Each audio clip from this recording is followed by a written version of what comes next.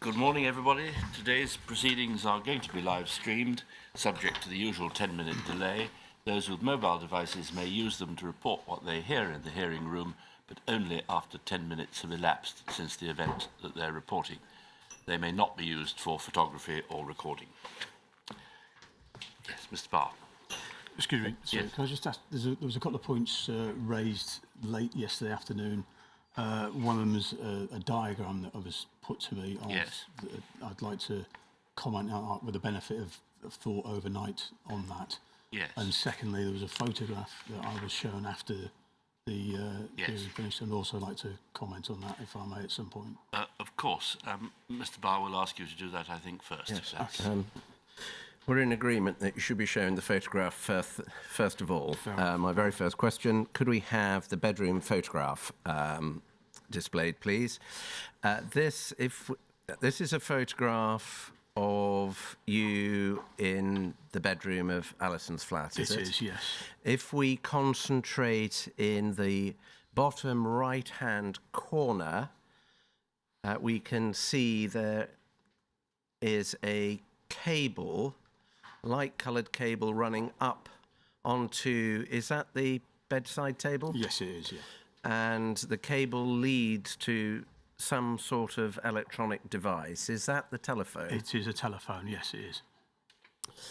So your recollection yesterday was in error? It was, yes. I did believe that it was my mobile phone. I had forgotten that there was a landline there. And of course, then it makes sense because Brian Higgins would have had the number for the flat, and that's how I traced it back to him in the Republican Forum. So Alison's account of that was completely accurate, yes. So if we can take that down, please, and could we have up from tab B45 749473, please?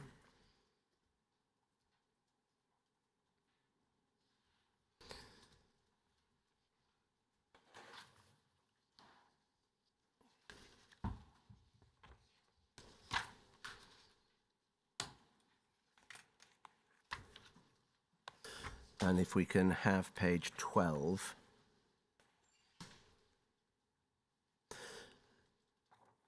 This is the floor plan. Your ruminations overnight have led you to what conclusion? It was actually it was a comment you made.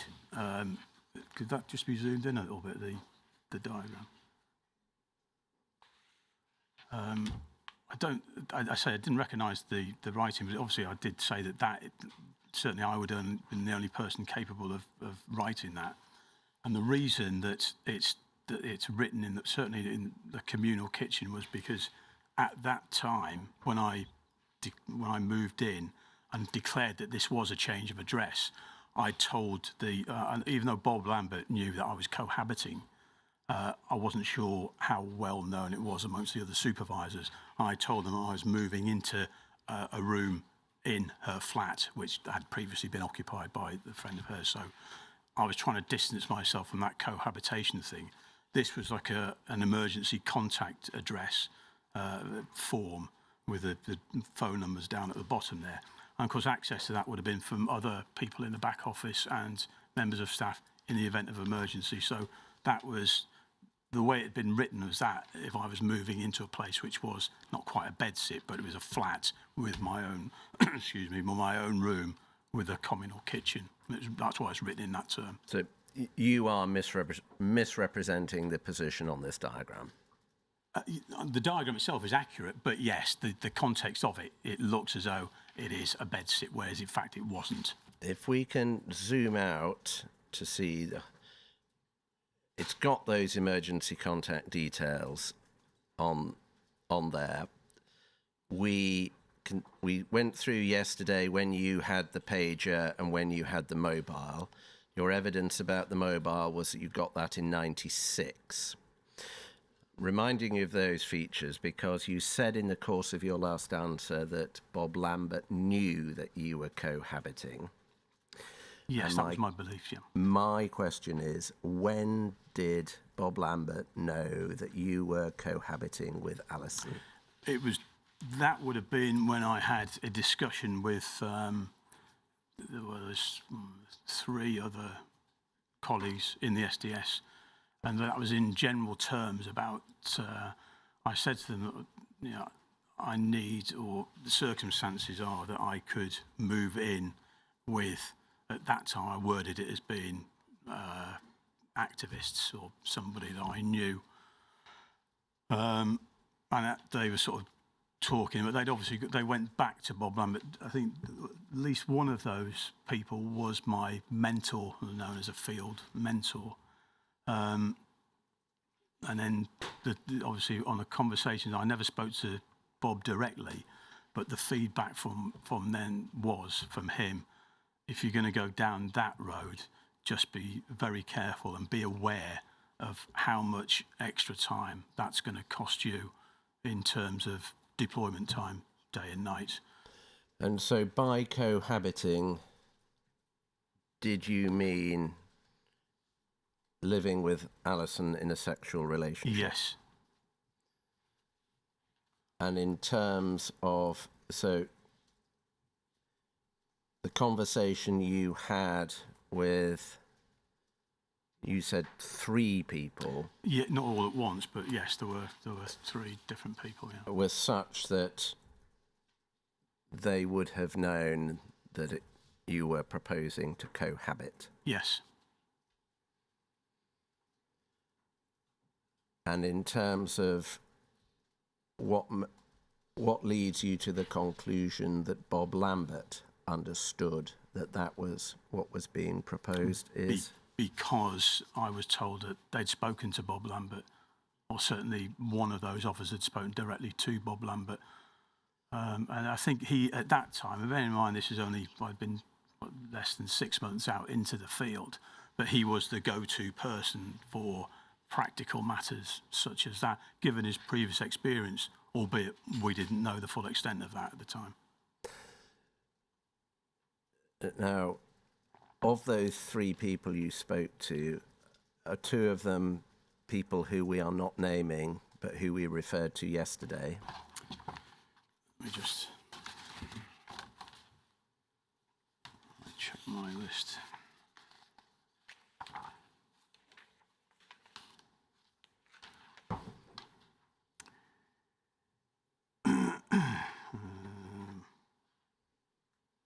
Not even by nominal, please. No. Written only. Oh, do you want me to write them down? Essentially, I would like all 3 names. Okay, right, there we go.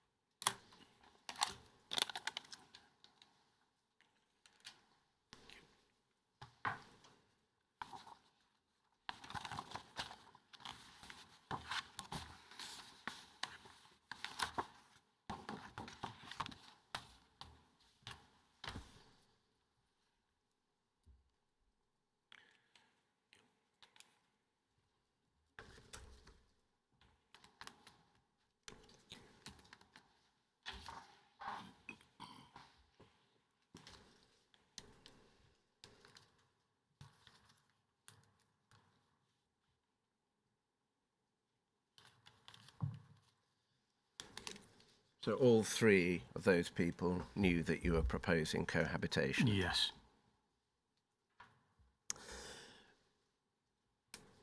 Coming back, and in terms of dates, if I'm understanding your evidence correctly, this is happening sometime in 1995? Yes.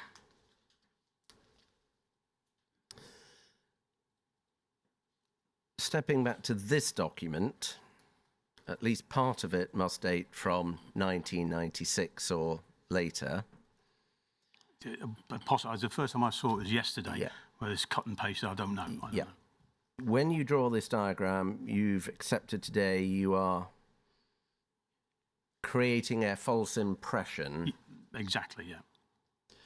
that it's a house of multiple occupation when it's in fact the flat you are living in with Alison. What I would like to know is who you are hiding the truth from. In order for me to create this particular... Yeah, when you situation. create this, you are hiding the truth. What I want to know is, who is it that you do not want to know you are cohabiting? I think at that stage, well, anyone other than Bob Lambert, I would say, because I didn't know the other supervisors well enough, and also, as I say, this document would have been accessible by newer officers coming into the back office. So that's what I left it at that. The impression I'm getting is that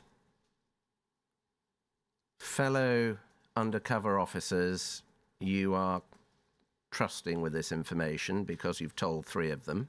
Yes. Bob Lambert is trusted with this sort of information. Yes. What I'm now wanting to know, to explore your last answer in a little more detail, is it is one thing to think, well, I'm not going to write this down. I'm not going to leave an explicit paper trail Yeah. to the effect that I am cohabiting.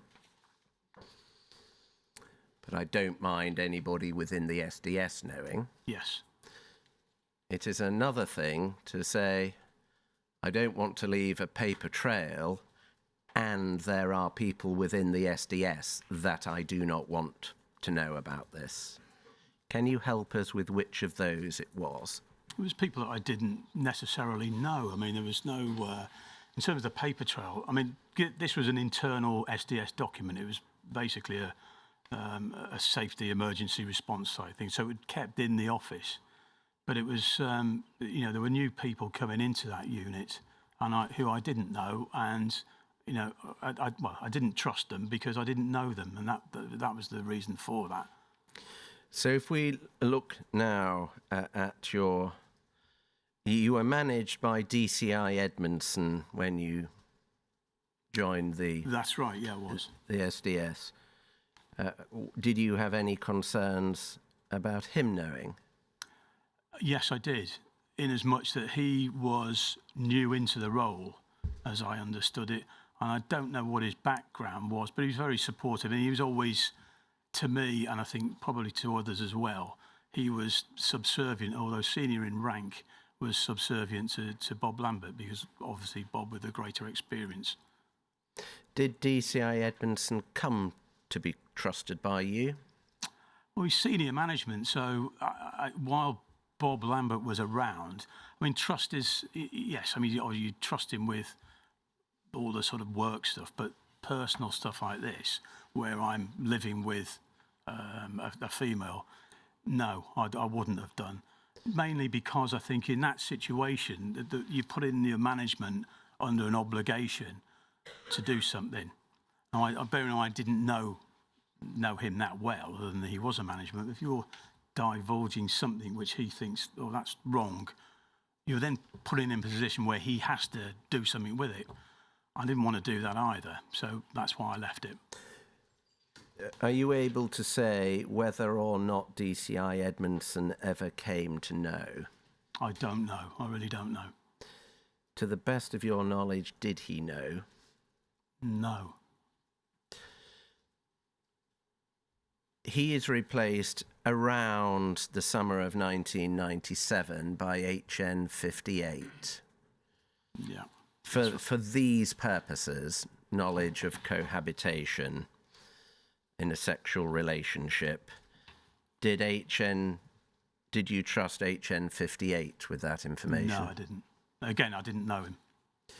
Was that for the same reasons Yes. as DCI Edmondson or Yes. any other reasons? No, that was for that reason. Same reason. Are you able to help us with whether or not he ever came to know? I'm not sure, because when by 1990, we say 97, 98, I was in a position. I was so secure in that position that I say didn't care, but I was, I wasn't that fussed about it because my relationship with Alison was well known. It was no secret. I began to meet, and she'd meet people I would meet, and also other people in the SDS had seen me outside that, in the working environment, and presented as a couple. It had been commented on in meetings that I'd been seen in a joking sort of way by one officer in particular. So, but I didn't really care. I was very confident in the role that I had at that time. And there was another incident where one of the DSs there, which would have been around the time that I was down at Dover. He was outside the court building there while I was going and he came back to the office, and in front of everyone, he said, "Oh, was that your girlfriend you were with?" And I said, "No." So I sort of, he must have known. It wasn't because Alison wasn't with me. It was somebody unrelated. But so yeah, it was a bit of an open secret. But I think, if I'm honest, they probably think, yeah, he's a girlfriend. The fact that it was a sexual relationship was never. It was never discussed, but I think it was implied. And to be honest, I didn't really care by that point. Right, I need to follow some of that up to get some details. Okay. The officer who made the joke in an SDS meeting, if you know the person's name can be uttered, fine. If not, write it down, please. Let me just check. This is the one I've just referred to, about saying that I saw you with your girlfriend. No, that's we're going back to that. I need to know. I'm going to need to know the name of the sergeant who made the comment about mistook another woman for your girlfriend. Oh, right, okay. I'll need to know the name of the officer who made the joke in the SDS meeting, and I will need the name of the other officers who knew that you were in a sexual relationship with Alison. I'll write them all down, I think. Thank you. And if you can make clear which is which, yeah, okay. Please.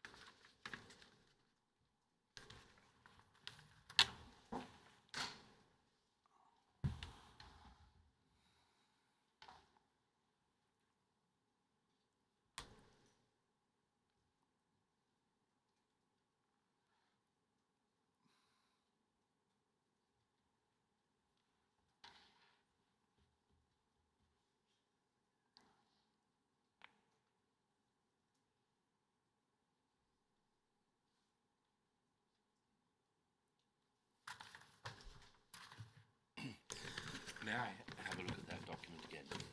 Thank you. Thank you. I'll get back to you.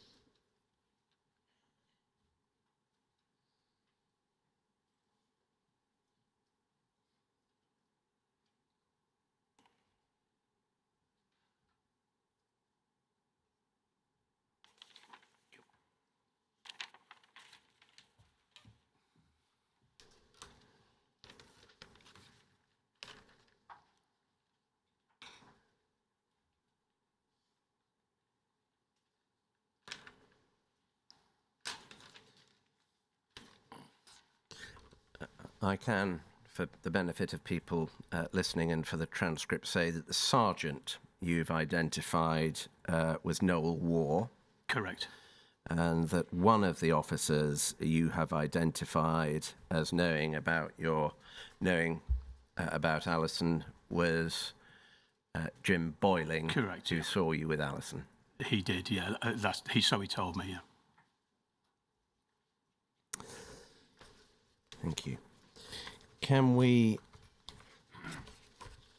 go back now, if we can take that document down and go back to just clarify something you said yesterday. Yeah. Could we have the extract from yesterday's transcript up, please?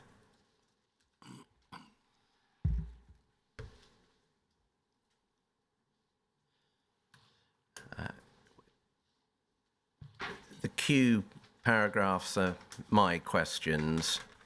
The A's are your answers. I'll let you read the whole of that extract, but the question is going to be about the very last sentence.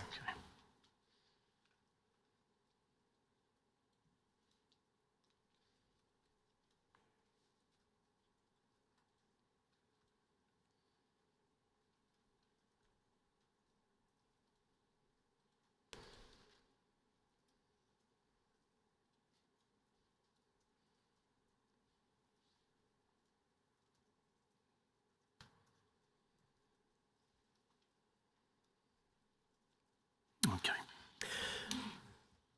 What I'd like you to clarify us, please, is whether you are saying that your attitude when you deployed was that you had to play the role of Mark Cassidy to the full, Absolutely, yeah.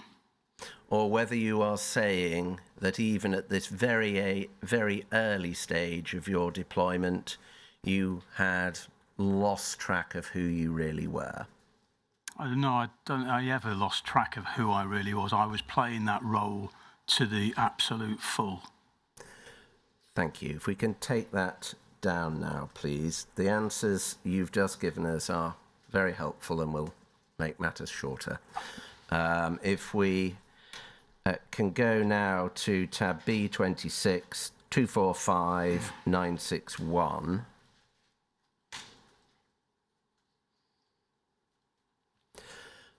There's an annual review of performance about you, DC Jenner. It's by Bob Lambert. It's dated March 1996. If we could have the text expanded, and if we could, you can look at that, but it's the second and third paragraphs that I'm most interested in.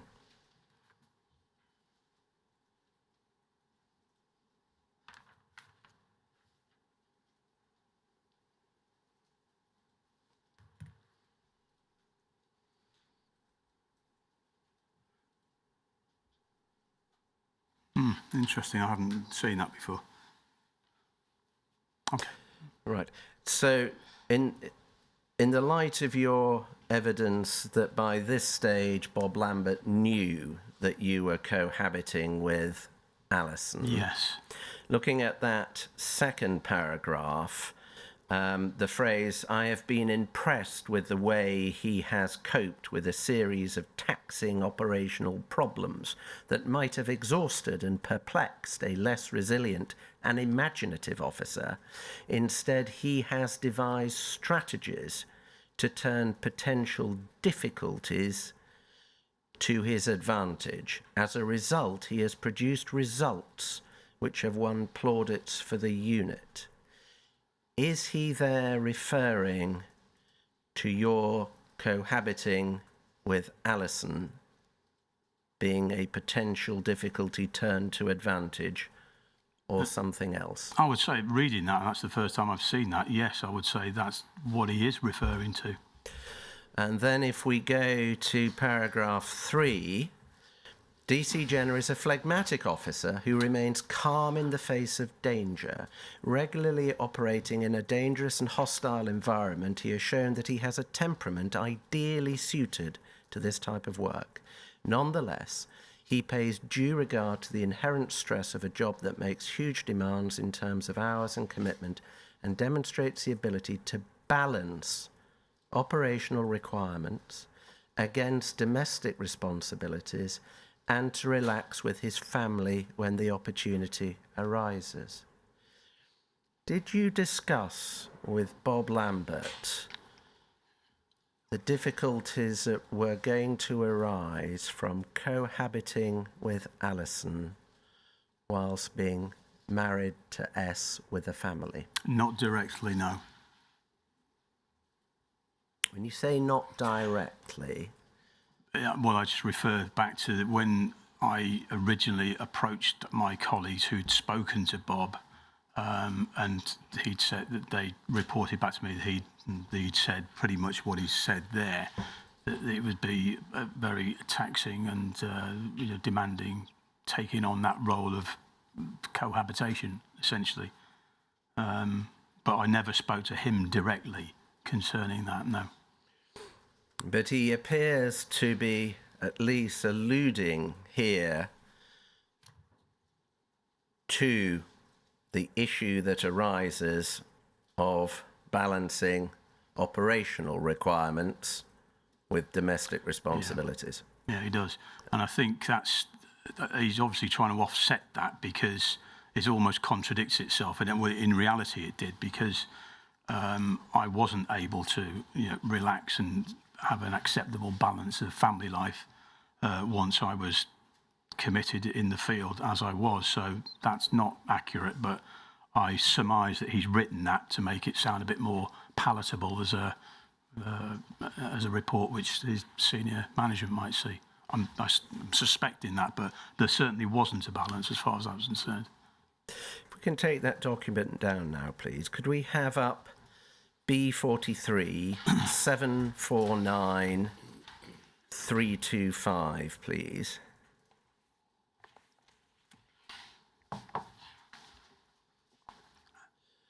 This is a file note dated the 31st of July 1997. It bears your code name. If we go over the page, it bears Bob Lambert's initials at the bottom, and then it says it's been submitted to HN58, John Webb, Noel War and Bernard Greene. If we could go back to the beginning, just to remind you of where we are in the chronology, July 1997 is when Jamie's plot is to the fore in your reporting. And if we look at, first of all, at paragraphs 1 and 2, I met touchy subject today. That means you're meeting Bob Lambert, and had a general discussion about his operation in the light of recent developments, in particular, Jamie's approach or a possible major criminal activity in the foreseeable future. Specifically as regards Jamie's plans, touchy subject was attending a meeting this evening and he would report the outcome in the morning. He was sanguine about the matter, but acknowledged the potential implications. I assured him that our approach would be guided by the principle that he ought not to give evidence at court. Should a criminal conspiracy emerge, then appropriate action might, for example, consist of disruption as a tactic aimed at preserving his cover. Developments would be closely monitored and all tactical responses fully discussed. Can you help us with what, well, first of all, is that accurate? I'm just trying to remember what this actual plot was. Was this the thing that we were talking about yesterday with the group of activists? Group of five, Got yes. You. Okay, yeah. Yes. Sorry, what was the... Yeah, the question? can you help us flesh out the detail? A, is this accurate? And if it is, can you help us flesh out the detail of what Bob Lambert said to you about the ways in which you might proceed? I think this is obviously the report that Bob, and I wouldn't have had the sight of this initially, but certainly, yes, we had a discussion about the implications of this little gathering that was organised by Jamie. I don't remember specifically talking about, all the sort of what would happen if there would be it would go to a criminal trial, etc., etc.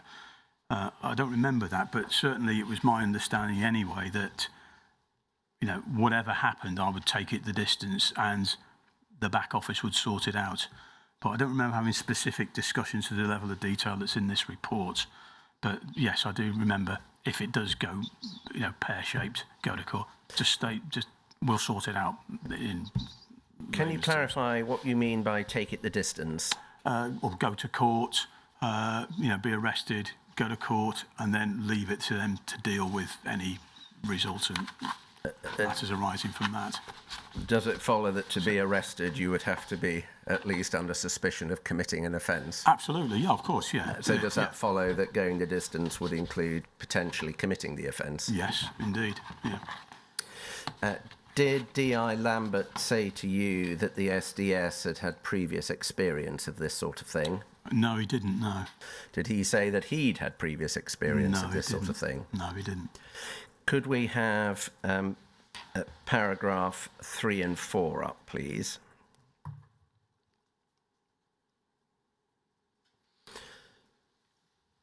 And I'll give you a moment to absorb those.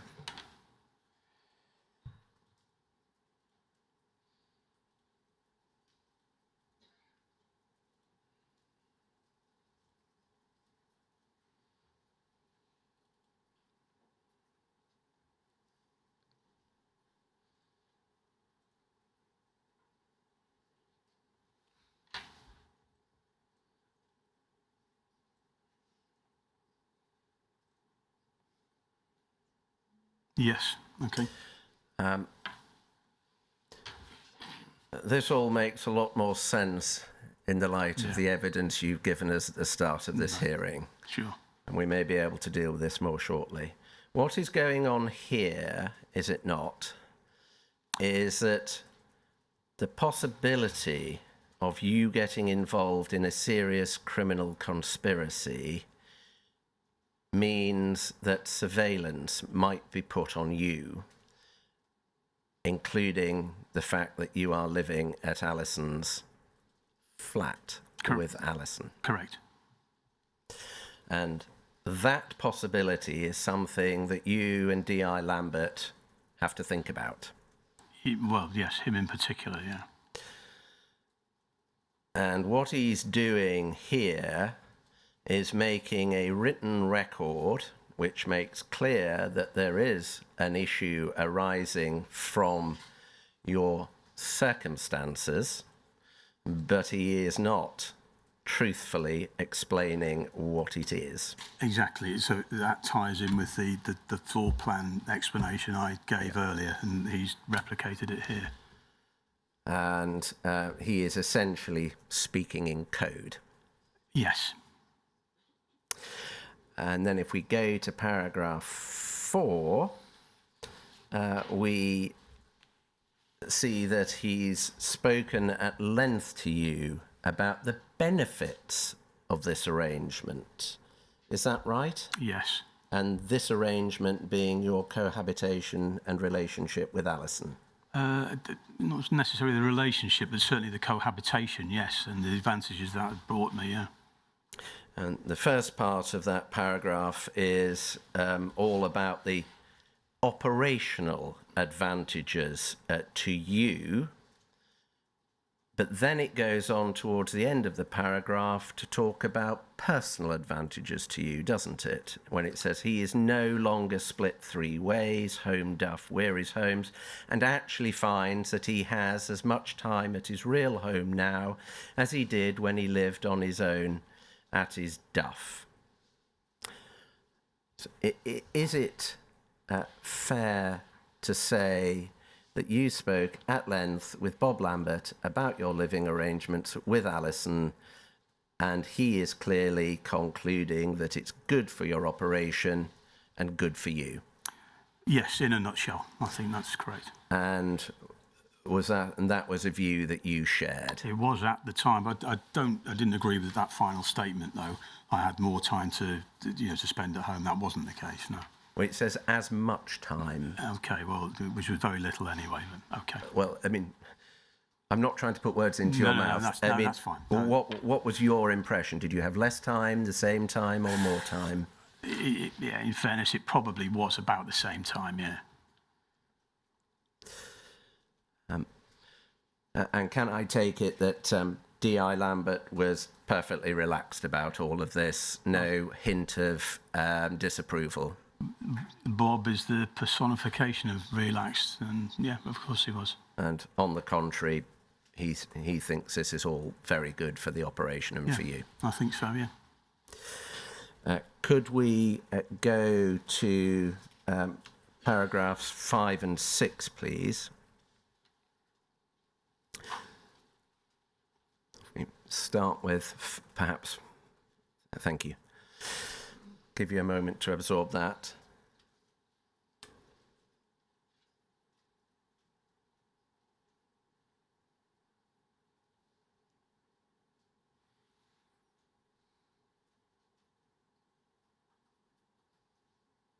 Yes. So in some senses, this is all false. But in another sense, if you decode it, he is saying this arrangement with Alison is good news for your credibility in your deployment. Absolutely right, yeah. And if we could have, that's at 6, please.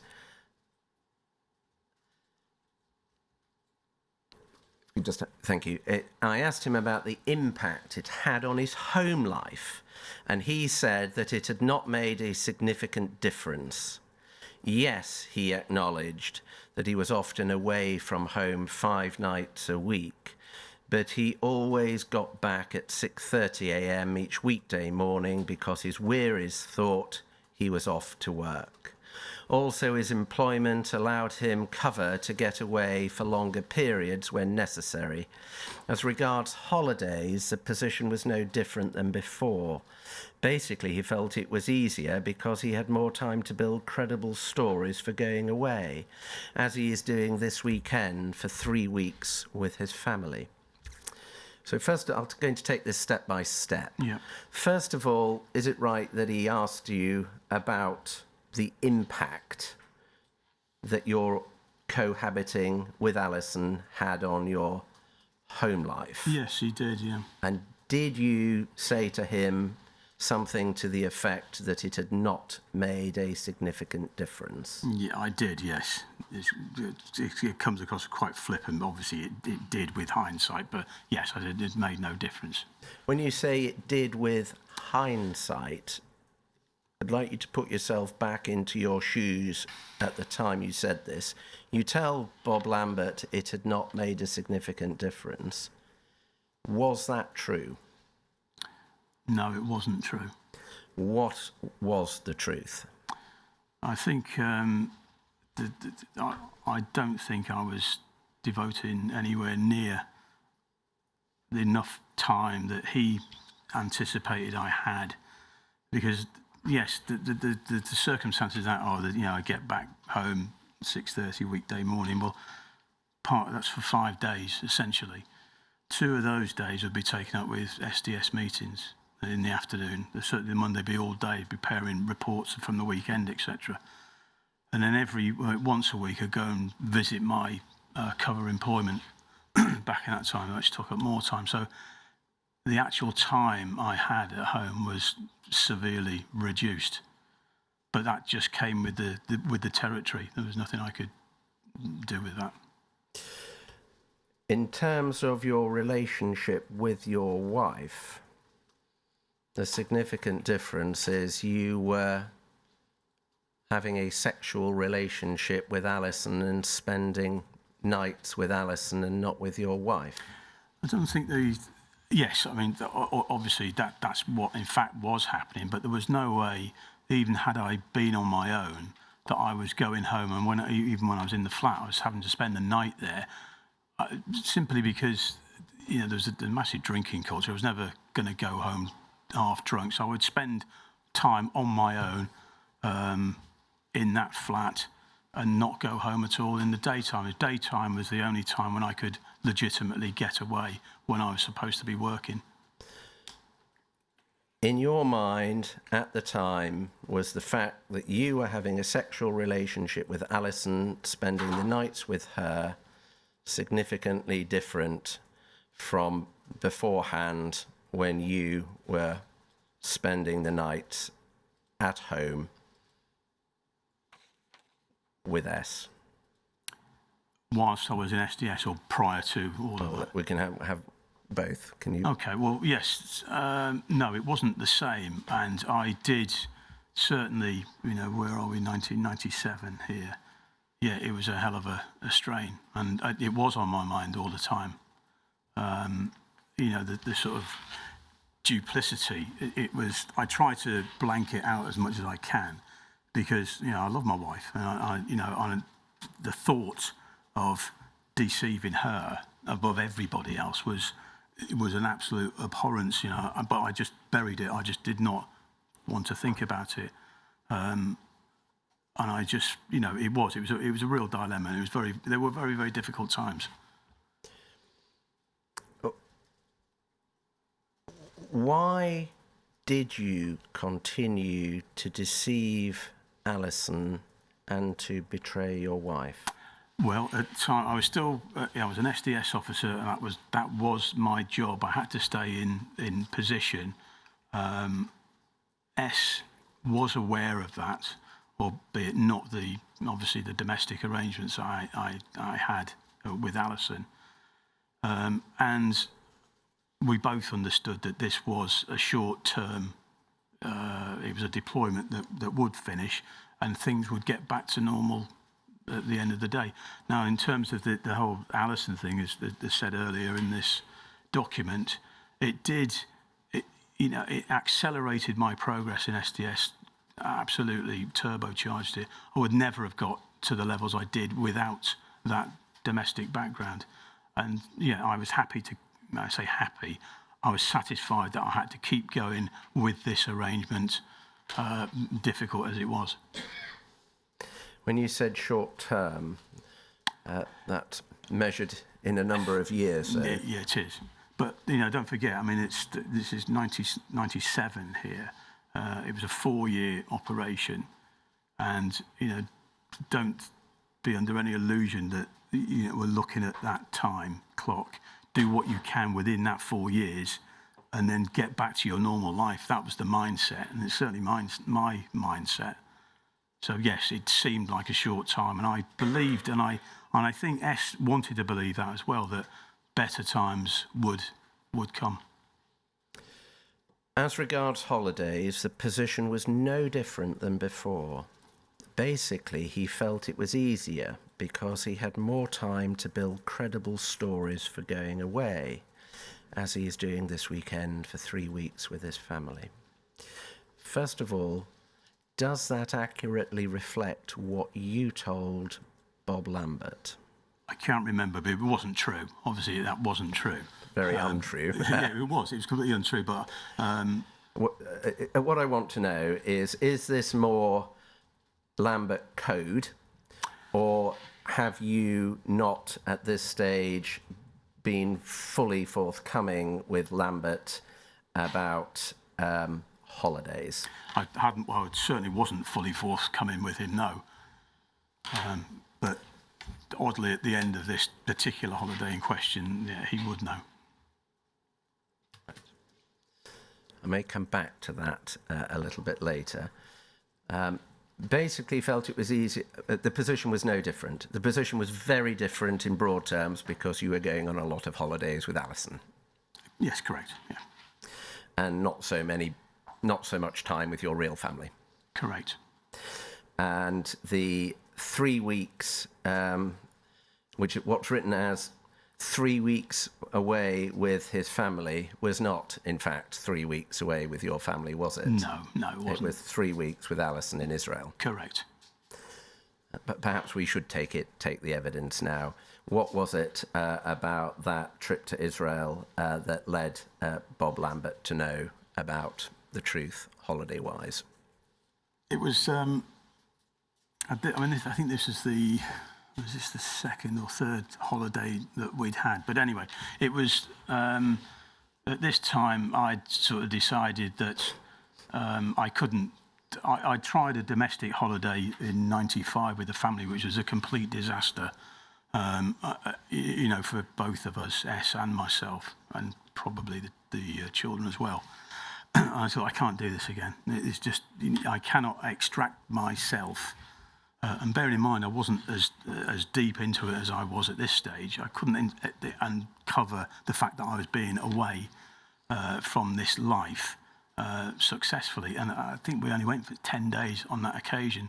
So I thought, there's only one way I can deal with this, is just go away.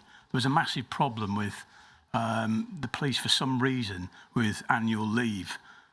Rest days, well, obviously all used rest days, and they were accrued at the end of the deployment, but apparently I was told by management that we had to use annual leave. They had to be seen to be, you could carry a certain number over, but not a great deal. So there was pressure on to take annual leave as such.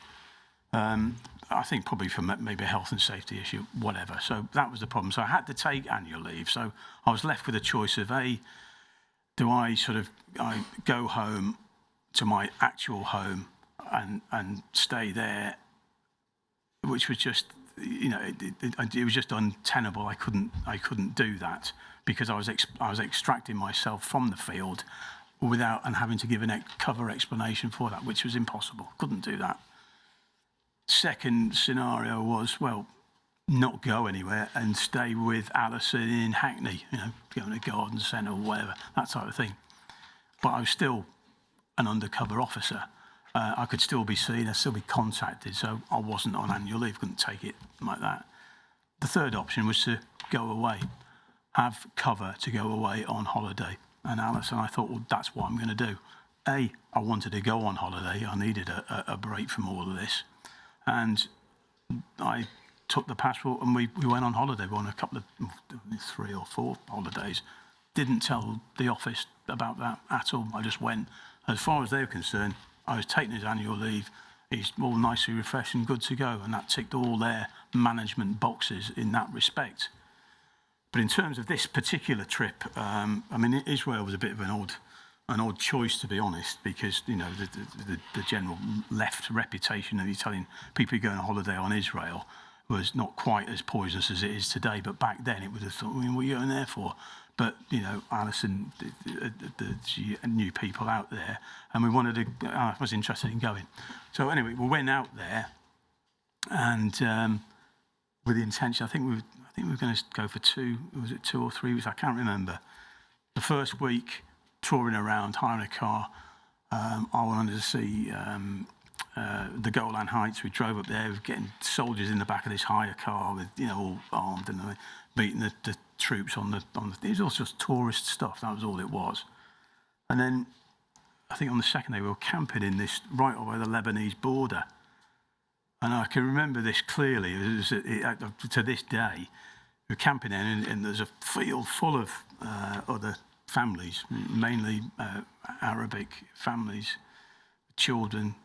And we're sitting there of an evening. I think we were only going to stay there 1 or 2 nights. And the next thing, that it was in a valley, and the whole hillside lit up with what transpired to be rocket fire. The whole valley just, and it was like, what the hell was that? You know, and people were coming out of their tents and looking at this. And not 5 minutes later, the air was full of, it was like something out of a Vietnam War film. There were helicopter gunships and fighter jets firing, these were Israeli forces, firing over our heads into southern Lebanon behind us. And people were just watching this, aghast. It was quite an unusual experience. Anyway, we drove back towards Tel Aviv because we were then going to go down further south. And I started to feel a bit unwell, you know, and I thought it was sunstroke or something. And got back to wherever it was we were staying, I can't remember, and I started to feel really unwell. I was sweating and eventually went delirious, completely delirious. I was hallucinating, absolutely torrential sweat. And Alison, fortunately, who was there, managed to get hold of a doctor. I can remember the doctor coming out to see me, but I was sort of in and out of sort of consciousness at that point. I was in excruciating pain in my chest. And I don't remember then, my sort of memory fades in and out. And I was convinced that I'd been helicoptered to this military hospital in Tel Aviv. I convinced myself, because the next thing I knew, I was on a stretcher being pushed through some double doors. And then a day, may have been 2 days later, I woke up on my own in a hospital bed. I didn't know where I was. I was wired up with drips and all the rest of it. None of the staff spoke any English. It was just a very, very bizarre experience, and it's the only experience I had in my entire SDS career where I wasn't in control. I was sort of, when I did come round and realise where I was, I thought, what have I done? What have I said? Where's my passport? The embassy, all of these sorts of racing through. I didn't know where I was. Fortunately, one of the patients, an old boy next to me, did speak a bit of English. He explained it was a military type hospital, and they were very good, etc. So anyway, and the doctor came round and spoke to me, and I'd had pleural pneumonia, and I was pretty, I'd lost about a stone in weight. Net result of this is we had to terminate this holiday and go home early. I do remember we got home. It would have been the Saturday, and it was that Saturday night that the Princess of Wales was killed in the car accident in Paris. When I went to the next SDS meeting, I walked in, and the people, there's other people there looking at me, said, "Christ, I thought you'd been on holiday. You look absolutely bloody awful." And I did. I looked gaunt and ill. This what happened, and I told them this story, which sounded completely fantastical, but said that's what happened, But anyway, one of the officers I mentioned in that list earlier, who had been sitting in on this, I don't think the management weren't there at that particular time. He'd obviously gone and told Bob, and the feedback I got from Bob was, well, he could have told me. As in, no, he could have told me. As in, I could have confided in him. That's what I took that to mean. So that's at that point, yes, he would have been aware of these trips. Did you have a conversation with D.I. Lambert in the light of the "you could have told me" about what was going on? No. Did you speak about future holidays? With him before we went away? Yes. No, I don't think I did, no. But you were, as an undercover police officer in Israel who was unwell, pretty exposed, weren't you? Absolutely, yeah. Are you sure there was no discussion with any manager at all about your welfare on future holidays? Not that I can recall, no. Could we go to, over the page, please, to paragraphs 7 and 8.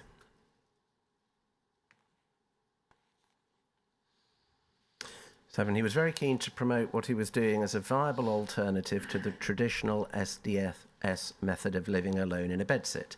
In his experience, this was an unsatisfactory method that was fraught with problems.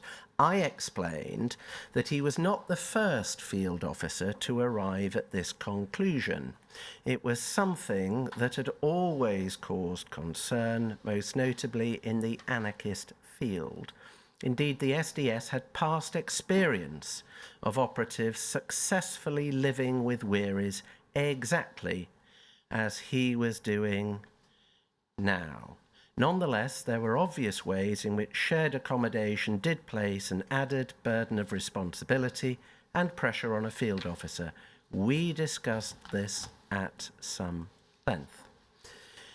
Can you help us with what Bob Lambert told you about the SDS's past experiences of its operatives living in sexual relationships with activists? I can't remember him discussing that with me, and obviously he says he's done that, and obviously with hindsight we know that was the case. If he said to me, I don't recall it with any significance, because I was so wrapped up in I knew what I was doing. I was a master of my own destiny in that respect. So I wasn't really bothered what the history of it all was. The fact that he knew about it, well, that was fine, and it did ease a bit of pressure in my mind that he was aware of that. But I can't remember him discussing any specific officers or details of previous deployments that ended up like this.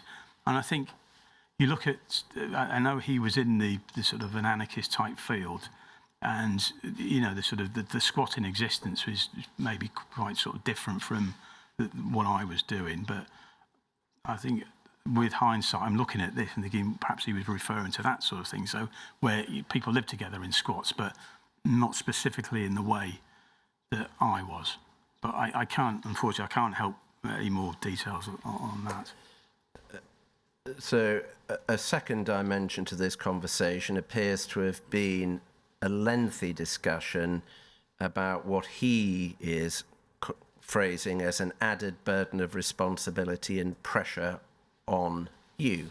Yeah. Can you help us with what that conversation involved on both sides? Well, I think with that, in sort of general terms, that we were talking about the fact that when you're living with somebody, and this was the whole issue that we were. Well, I think Andy Cole's mentioned it in his thing about falling in love with somebody is, it's not a good idea, and because you're vulnerable to all the various problems around. Going native, to take it to its furthest extreme. But I think in this particular case, he was concerned, or he understood that, yes, there was an awful lot of time needed to maintain a relationship like this was very time-consuming and mentally time-consuming as well, because this is only one part of my SDS strategy. I still had all the other field work and that to do as well. So yes, he recognised that this was quite a strenuous mental gymnastics, really. And what sort of aspects of your having a sexual relationship and cohabiting with Alison did he acknowledge and discuss with you? There was never any mention of sexual relationships. It was basically all around the amount of time that I would need to devote to make this work as a basis for my SDS operation, and he was right in that respect. And did you discuss, for example, how involved you were becoming with Alison's family? No. It goes on to say, touchy subject for his part, felt it would be good if the subject could be discussed openly and frankly between managers and field officers. He felt it was wrong that field officers should be given guidance which tended to preclude this option, something he had found to be a significant step forward. First of all, does that accurately reflect what you said to D.I. Lambert? Yes, it does. And insofar as it is coded, essentially, you say you are communicating. It's been a relief to be able to talk to you openly about this. Yes. I think there should be more of this sort of thing. Yes. Both in terms of talk and this being an option for field, and cohabitation being an option for field officers. Yes. Paragraph 8 says, I thanked him for his frankness and agreed to discuss the matter with HN 58. First of all, is that factually accurate in terms of what he said to you?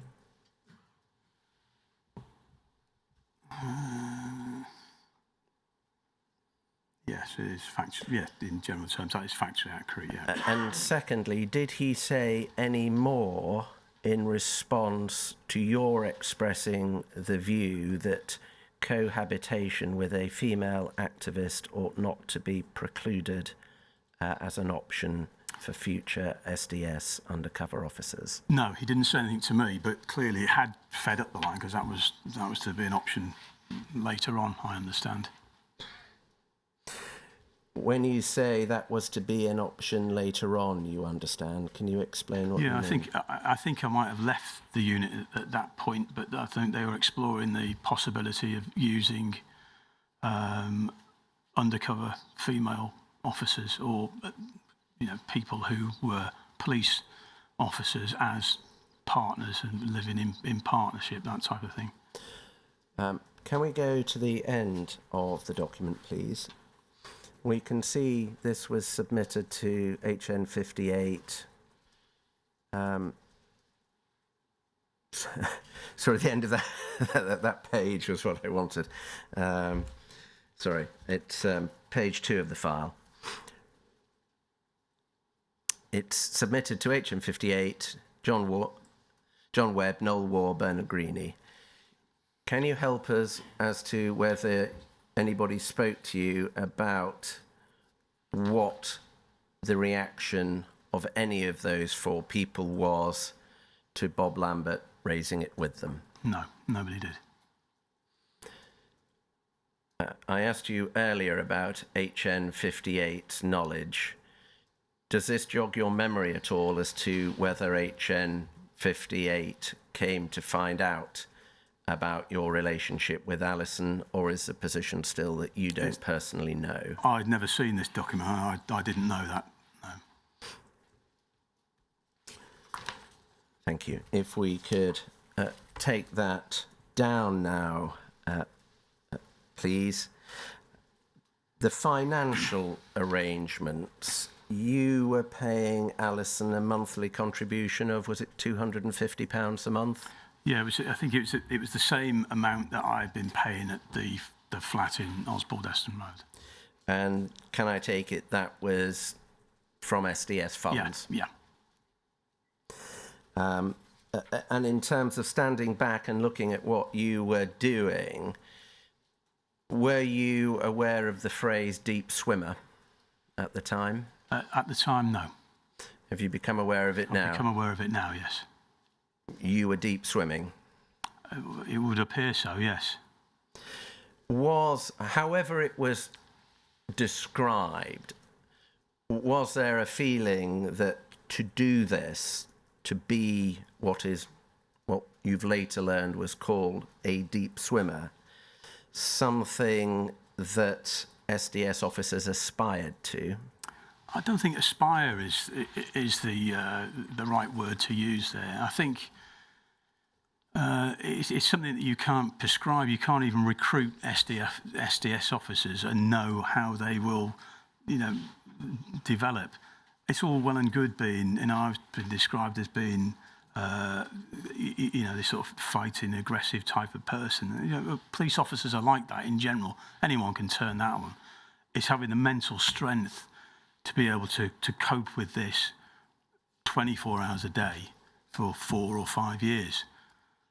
And you don't really know yourself that you can do it until you are actually doing it.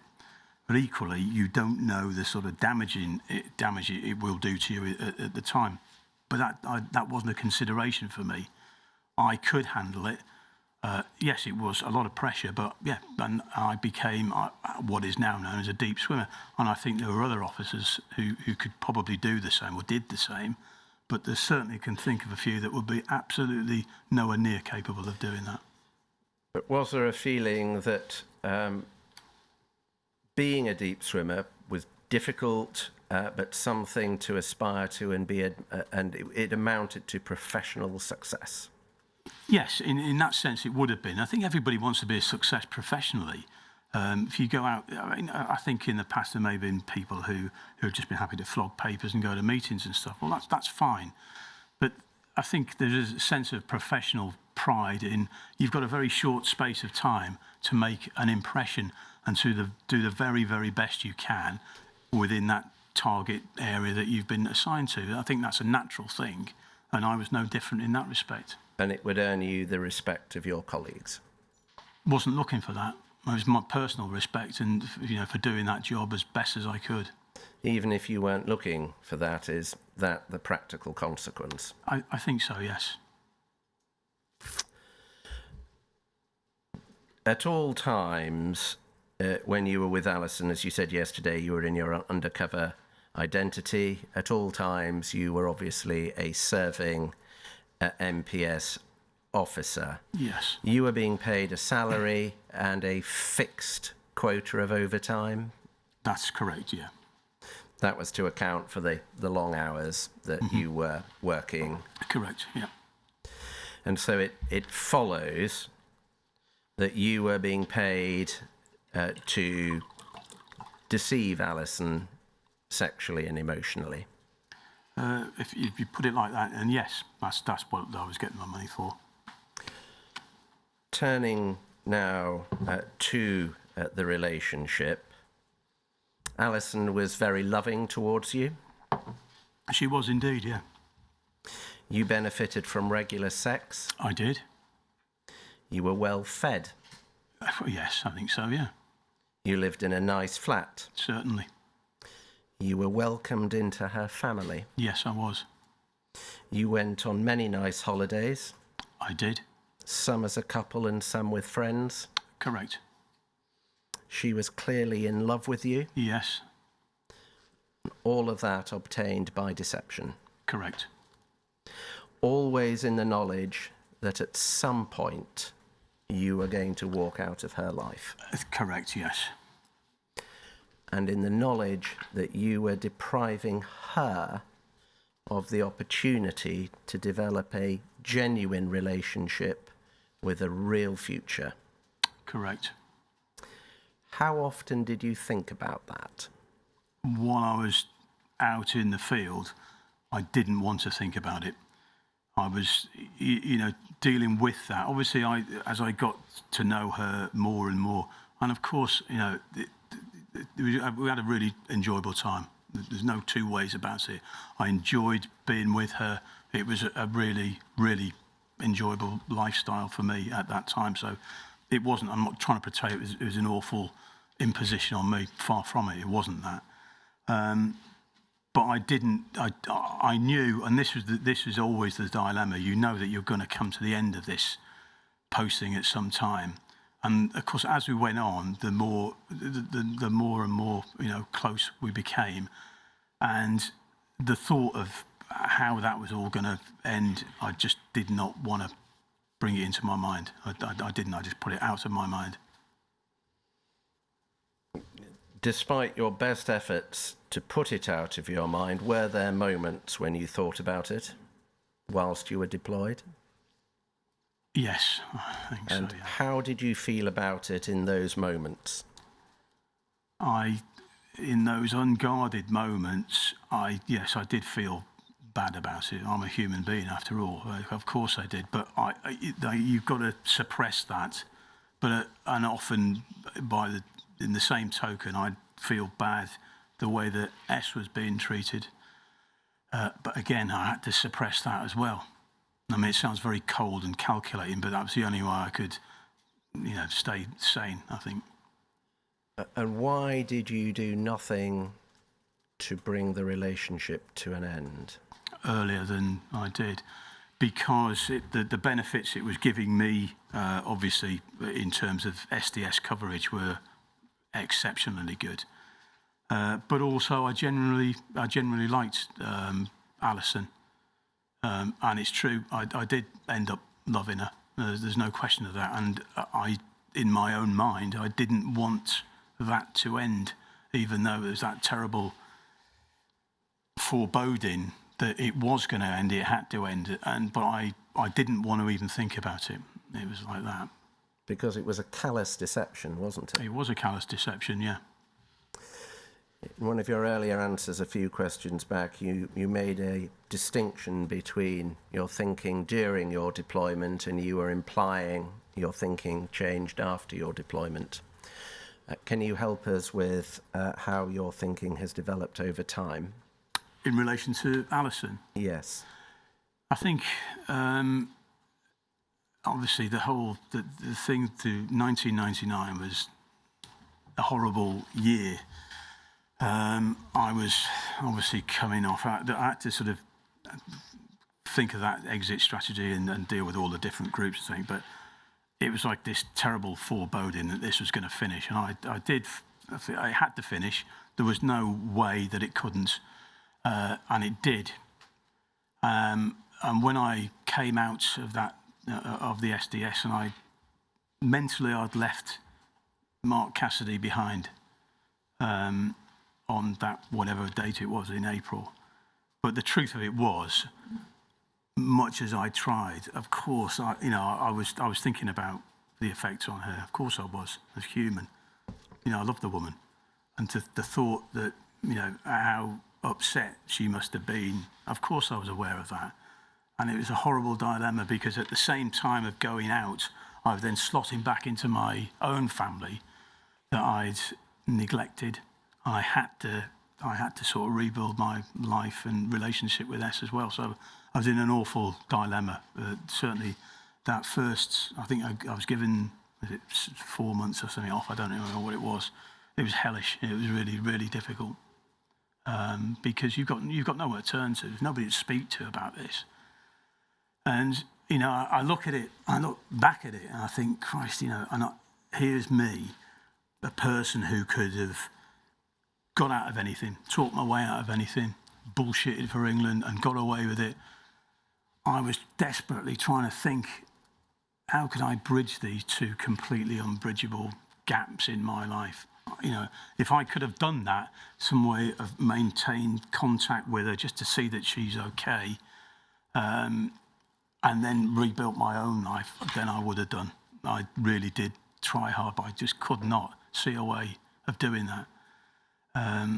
And it did. It made me very, I did feel very sort of depressed over that sort of time. And I think, and then as there were various contacts and stuff that when she tried to contact me, which again just made me feel worse. And then as the years went on, I think it was, I remember obviously they had the payout by the Met Police. There was publicity around that. But I heard her give an interview, or somebody talk about an interview she gave, I think it was on Radio 4. And that was the first time that, and I can't remember how long ago that was, it was the first time I'd actually heard that she got married and she'd had her own family. And that was it was a sense of relief from my point of view. And that's how it was. So but it was absolute torment trying to imagine what it would have been like for her. But also, I had S to consider as well. So yeah, it was a very, very difficult time. There came a time in 2019 when Alison did establish contact with you as you finished walking the Pennine She Way. did, yes, yeah. Can you help us with your recollection of that conversation? Yeah, crystal clear. I was walking up the Pennine Way on my own, and up in Northumberland. Now, I've never shied away from using Facebook. It's a way that I connect with my children. And on there was a walkers group type of thing, and they mentioned, they would get advice as to where to stay and what conditions were, etc., etc. So I was just, marching along this. I was staying in a hotel somewhere in Northumberland, and the fellow behind the bar gives me a shout and sat there. And I wasn't in the best of moods, and I'd injured myself that day.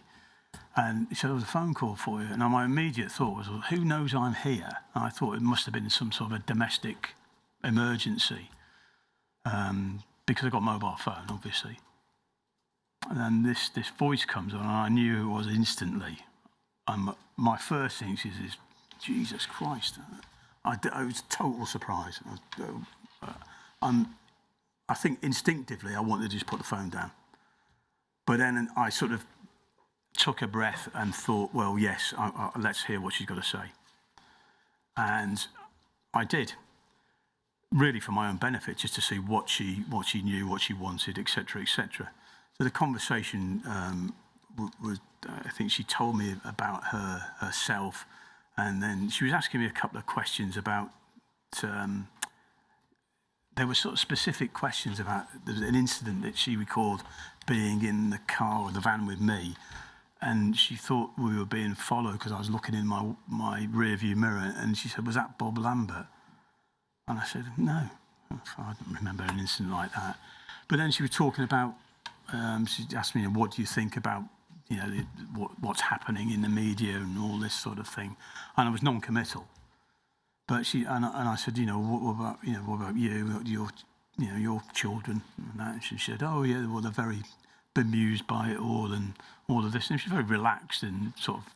But then she was trying to ask me a question. I said, "Look, I'm not prepared to speak to not to speak to you and answer any questions about this deployment, because there is an up and coming public inquiry, and that will be the opportunity for me to speak." And I didn't want to answer any of those questions. And it was all very cordial, but she did try and ask me a few other questions, but I wasn't going to answer them.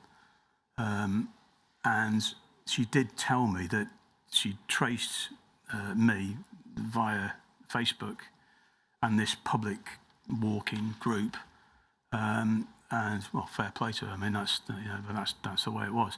And yeah, she just said, well, and I said, look, she said, well, it could be 4 years, 5 years away. I want to know these things now. I said, well, no, it can't happen. I will speak at the public inquiry, and hopefully you'll get your answers there. And that was the end of the conversation, as I recall it. Did you agree to speak to her after the public inquiry? I did say that, yes, but I think that was more, I don't want to get her off the phone. Did you apologise to her? No, I didn't. Would you like to take that opportunity now? I mean, this has been an issue, and I would give her a personal apology, yes, but I don't want to give her a public apology because I don't think it's sincere enough. But if she would be happy to speak to me, I most certainly would, yes. And are you sorry? With hindsight, yes, of course. It was a cruel thing to do. I want to deal with the question of holidays. I think in the light of your answers, I may be able to deal with it quite quickly. Have you read Alison's witness statement on the subject of holidays? I I don't think I have. So no. Okay. Well, I'm going to run through a list of holidays, and if you disagree Yes, that you... yes, I have. No, the list, yes, they're all correct, yeah. They're all correct. Yeah. Okay. Can we then go to 527873, please?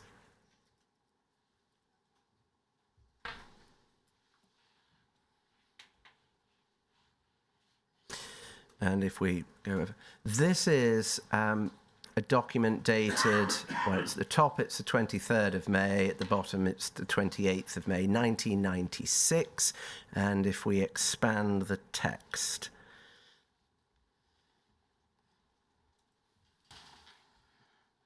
this is an authority for an SDS officer to work outside the Metropolitan Police District for you, and it's saying there's a request for the organisation to travel to Exeter requested by his organisation to travel to Exeter on Monday, the 27th of May, for the purpose of CRC business.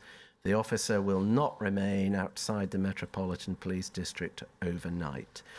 This is the May bank holiday in 1996. There's the authority for Exeter. There's some evidence from Alison that she was to be in Cornwall that weekend. Can you help us with whether you went on a trip to the southwest of England with Alison, the May bank holiday, 1996? Yes, I did. Whereabouts did you go? I can only remember, if it is the same trip, there was another work colleague of hers and her partner, if it is that trip, but it was sort of North Devon. I don't remember it being Cornwall.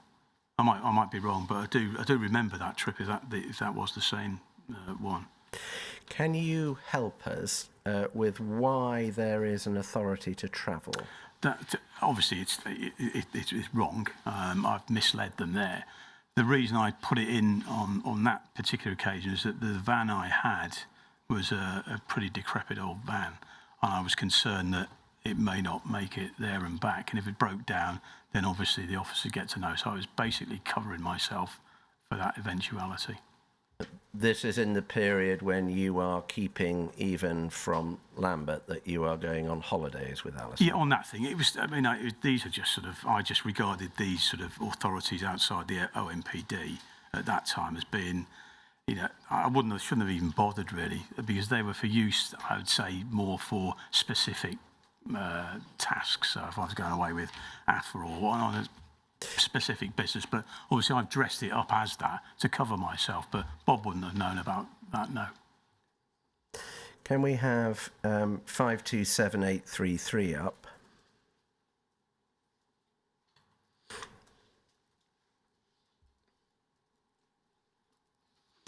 This is another travel authority dated the 6th of January 1997.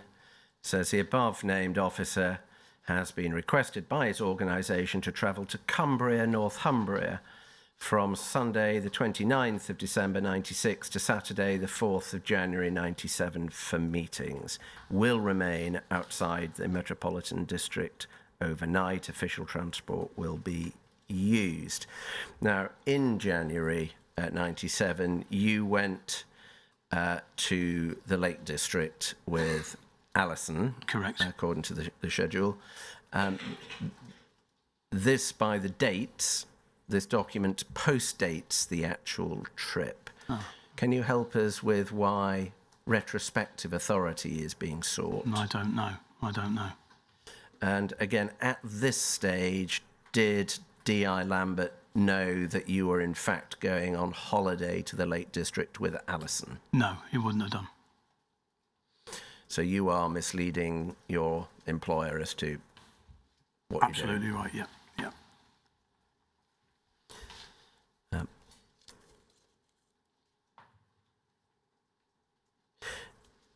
Passport. Can we take that document down now, please? You travelled on all of these holidays with Alison when you went abroad on your cover passport? Yes, I did. Did you in any way take steps to conceal the fact you'd left the country on your cover passport? No. So when you went to Israel on your cover passport, it would have been apparent if your managers had inspected your passport that you'd been there. Absolutely right, yeah. And as you've described to us, Lambert came to know about that trip afterwards. Did your managers then any of your managers ask any questions about the use of your passport for going on overseas holidays with Alison? No. So if we look at the chronology, you go to Amsterdam with friends on the 28th of November 1997. Yeah. Was Bob Lambert aware that you were going to Amsterdam with Alison and friends? No, none of these. He wouldn't have been aware of any of these trips. Thailand and Vietnam for quite an extended period, August 98 into early September? No, not either. No, nobody knew. So if nobody knew the specifics, it is right to say, though, that Lambert knew by this stage that you had gone on a foreign holiday with Alison and had taken no steps to prevent you continuing to do so in the future. Yes. The funding of these holidays, is it right that you split the costs, generally speaking? Myself and Alison. Yes. Yeah, I think that's correct. Yeah. And the money that you are putting into that contribution, where is that coming from? And that's from my own personal Mark Jenner account. Is any of it coming from SDS funds? No. When you travel to places in your van, presumably that's on company petrol. That's on company petrol. In a company vehicle. Exactly. Are there any other expenses claims that you are making whilst you are on holiday? Through SDS expenses? Yes. None at all, no. Well, there is a difference between some of these short trips in the United Kingdom and the longer foreign holidays. Mm-hmm. The ones where there are authorities, as we've looked at a couple, and we looked at another one yesterday. Mm-hmm. Did that open the door for you to be able to make expenses claims for those trips? No. That was all. No, sorry. So, for example, when you go to the Lake District, did you claim for food? No. You remember that the expenses that we got were minimal. They only just covered. I was always in dispute with the office to provide more money for expenses, so I was always having to top up my own account anyway. So is this a convenient time to take the morning break? Certainly. We'll pause for 15 minutes.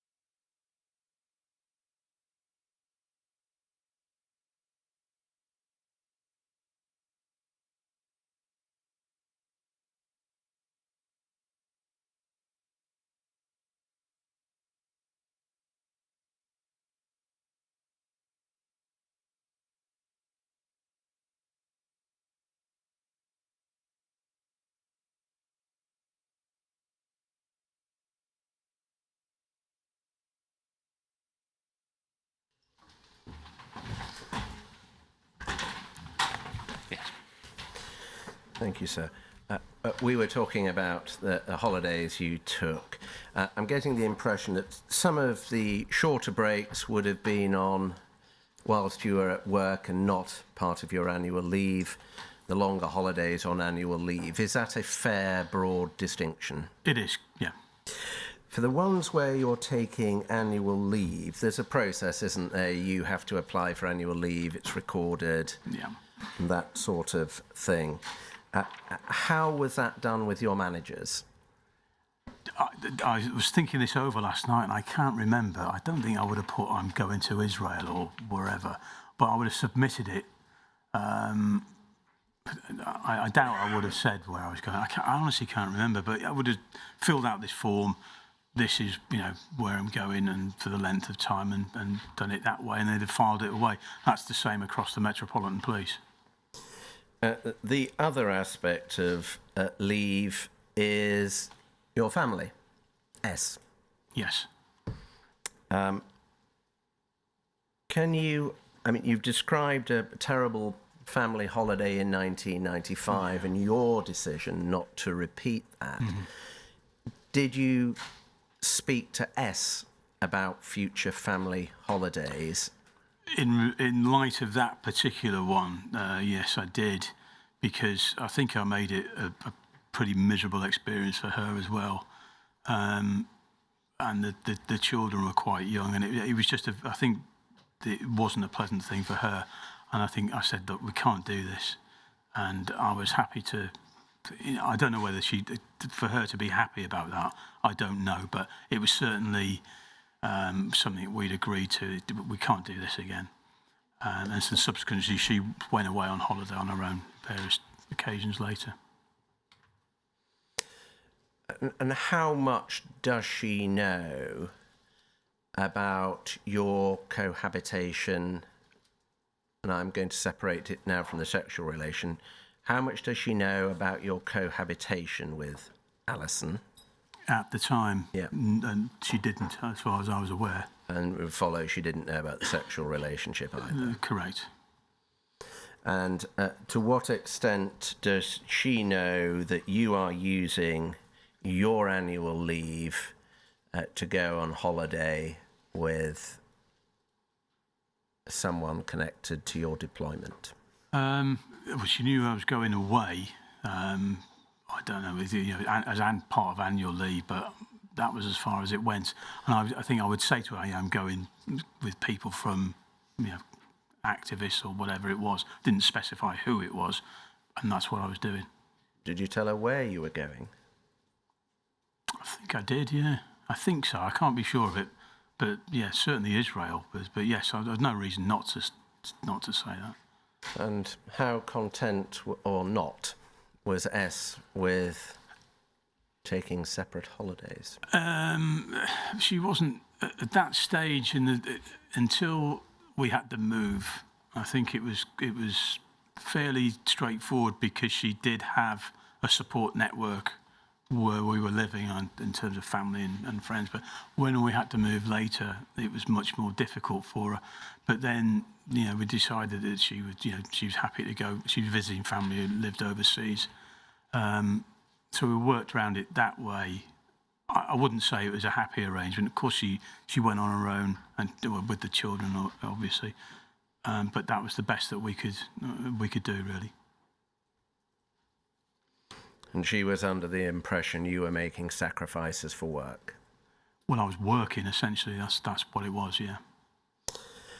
You mentioned, I think on Monday, the possibility of Lambert coming out to Amsterdam as a jolly, ostensibly to cover you.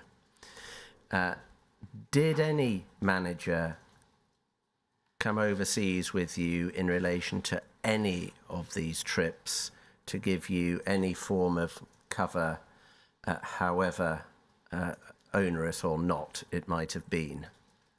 No, they didn't, and that would include when we went to Northern Ireland. I don't think they were allowed to send anybody over there. I remember that being an issue, but outside of that, no, there was no one.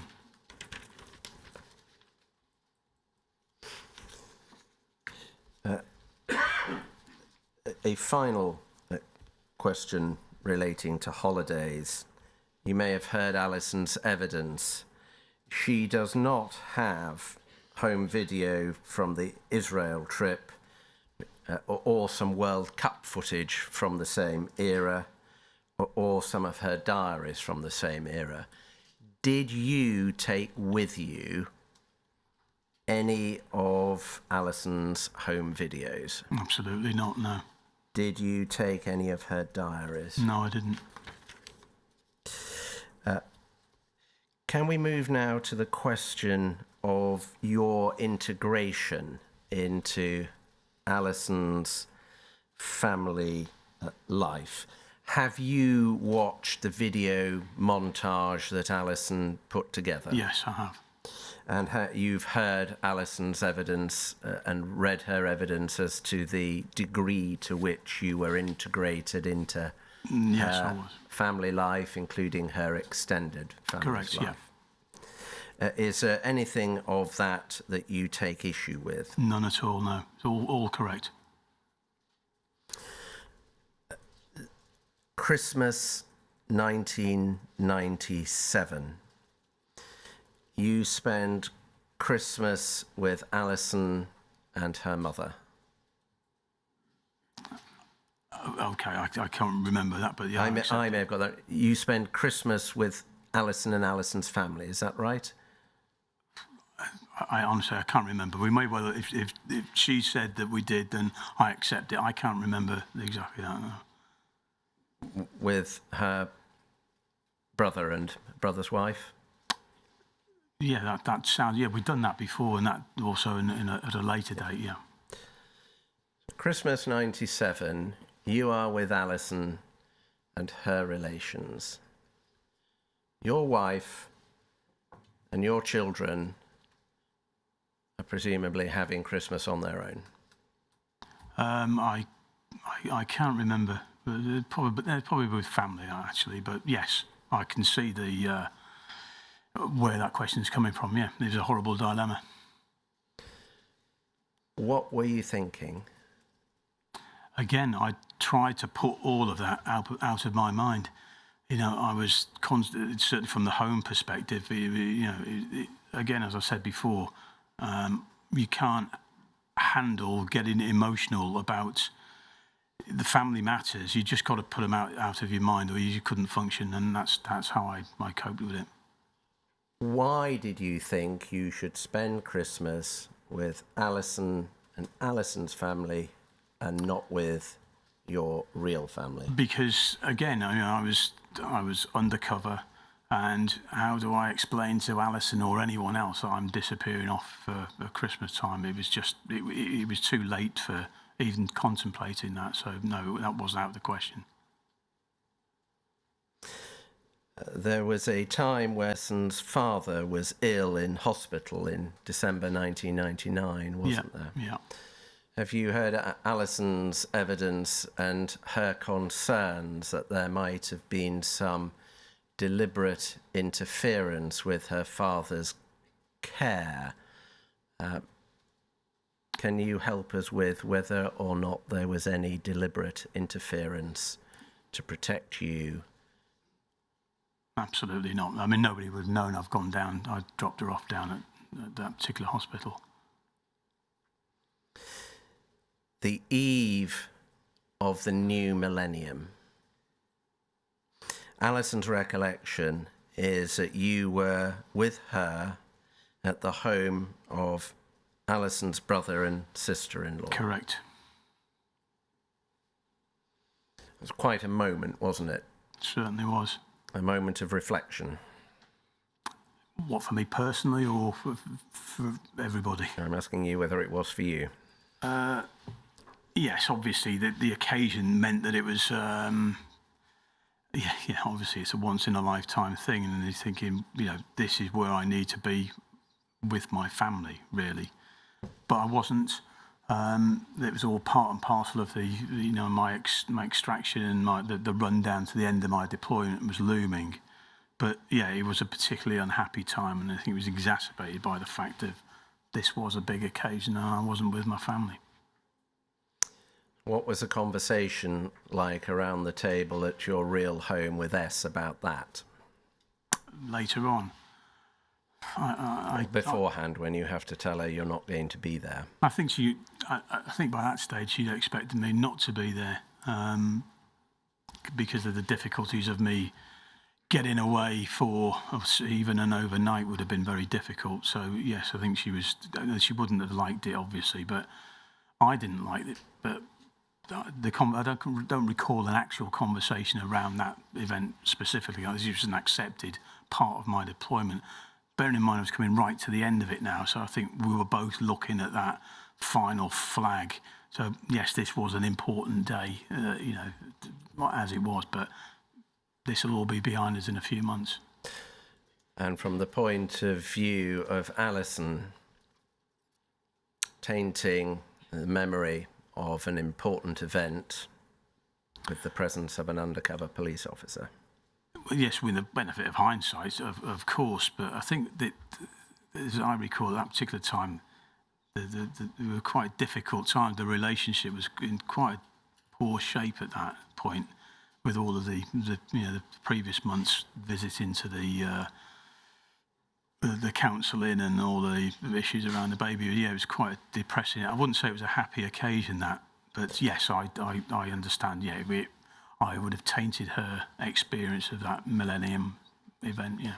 And you use the word hindsight, but that must have been obvious to you at the time. Yeah, of course it was. Yeah. And in terms of the state of your deceitful relationship, that you had started to deliberately damage that as part of your exfiltration strategy. It was part of the strategy, but that's when it sort of merges with your own or my own sort of feelings about it as well. I mean, I think I mentioned yesterday or the day before about having this sort of textbook exit strategy. Which is just, it's ridiculous. And I knew that there'd be no easy end to this, not simply because of the sort of relationship side, but it just wasn't possible to finish this in any sort of pleasant way. That was genuinely disturbing for me. I was worried about that and how that was going to pan out, and obviously the effect that was going to have on Alison. But also wrapped around that was, I think, there's the issue that I think she raised in her statement about the child's wanting to have a child, which was a big issue, obviously for her, and it was also a similarly big issue for me because I just did not want that at all, for obvious reasons. Now I had children, I wasn't going to have children with her, but that was a very depressing time as well. So it was where sort of reality and planned strategy sort of came together into a bit of a miserable experience, I think, for both of us, I would imagine. Less emotional territory now. Dry law. Could we have up 37894?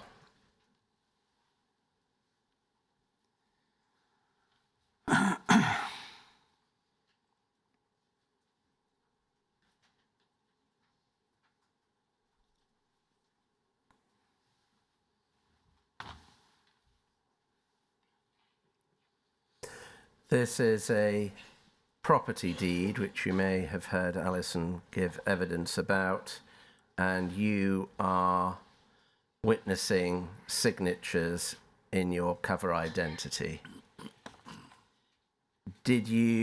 What were your thoughts when you were asked to witness signatures on an important legal instrument? I'd actually forgotten about this, but at the time I wouldn't have given it a second thought, quite honestly. No, I did. I was asked to do it, and I did it. Quite wrong. Quite wrong. Can we take that down now, please? Alison's mother's involvement with the CRC. Mm-hmm. Alison's evidence is that her mother had some minor involvement with the CRC. She would type up some of the handwritten minutes that we're taking at the CRC, and she might help to type up some of the newsletters. Is that factually correct? It is correct, yeah. And it would be overstating matters to say that she was closely involved. Oh, yeah, I think so, yeah. Could we have up 37956?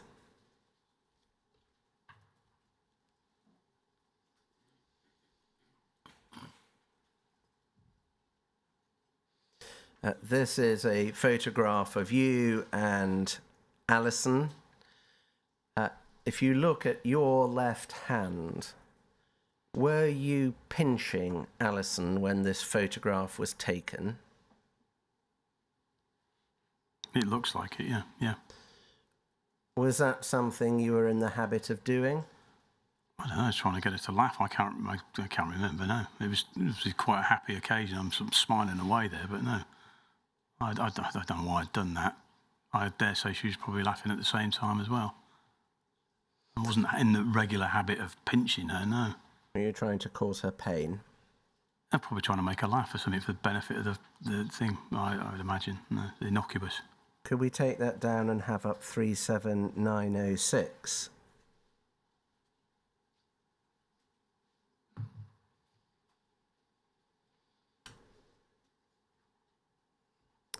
Who took the photograph? I don't know. Where was it taken? Well, you were there, I wasn't. For the purposes of my question, were you, with the way in which you are gesturing with your right hand, trying to send a signal? Absolutely not. I'll put it broadly. Are you trying to indicate that you thought somebody was a wanker? Absolutely not. Were you pinching Alison? What, at that particular time? Yes. On that no.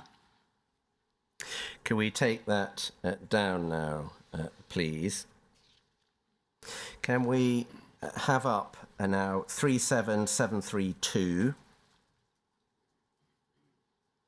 page 61. This is Alison's witness statement to the inquiry. Paragraph 7.14, please. I'll give you a moment to read that.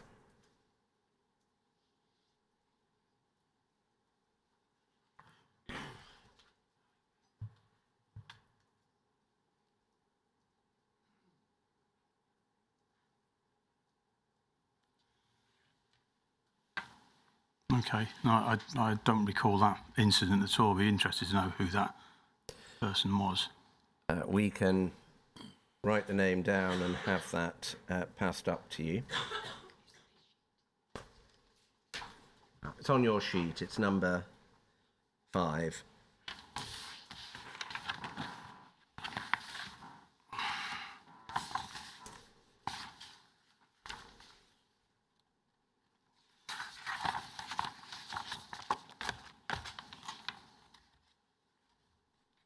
No. When you say no, are you saying you don't remember, or are you saying it didn't happen? It didn't happen, no. I did not. She did not make a pass at me, no. We think we may have made a mistake as to the person, and I'm going to have that name passed up to you. If you could show it to the chairman first, please.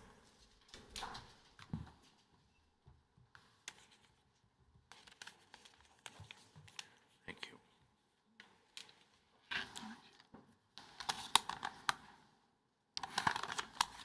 No, absolutely not. Are you sure that you never told Alison that that second name, the woman in question, had made a pass at you? No. Or anything to that effect? No, not at all. Can we take that down now, please? Was there an occasion when you said something to the effect, "They told me the left in London was a knocking shop"?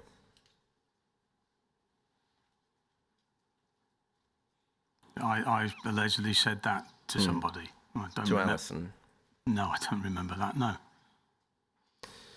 Was there a view within the SDS that the left in London was a knocking shop? No, there wasn't. Was there a view that the left in London had very liberal sexual values? I think in certain quarters, I think that's a fair comment, yes. And that the women in left-wing groups were likely to be promiscuous? No, I wouldn't go as far as that, but there's certainly some were, but not as a generalisation. How far would you go? Yeah, I mean, promiscuous. There's a lot of, looking at people of a certain age, 20s, early 30s, single people working in or being involved in sort of close political organisations in various, fields. Of course, there's going to be relationships in that, in fleeting ones or whatever they are. That happens. That's an environment where you would expect it to happen. So yeah, that was an attitude, certainly. And in my experience, that was the case, yeah. Drugs. Alison's evidence was that you brought back some cannabis seeds from Amsterdam to grow in the cellar of the flat. Correct, yes. I did notice you said smuggled them in. I didn't smuggle them in, I brought them in. It's not illegal to bring cannabis seeds into the country. And S's evidence was that you brought cannabis to your real home. Yeah, I brought a spliff back, I think, yeah. I was a regular smoker of it. As a result of your deployment? Yes, yeah. Your credit card. Oh, yeah. In November 1997, Alison finds it. Yes. And you fabricate a story to cover your back. That's right. She cut the credit card up? I did, or she did, yes, yeah. Sloppy tradecraft? Yeah, ultimately, yes, it was. But I obviously I went over the circumstances of it, and I know how it happened. But ultimately, yes, that was my fault. But I dealt with it. Did Alison's mother lend you a sum of money? No, she did not. £1,500? Absolutely not. I think I remember that if that was the case. I had no need to borrow money from anybody. Did you leave your deployment owing anyone you had mixed with undercover money? Well, the only person that I would have owed money to had been Alison, which had been back rent, I suppose, because when I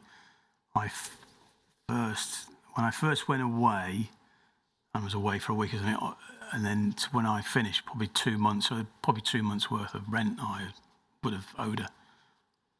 And am I understanding from that you never paid that to her? I didn't pay that, no.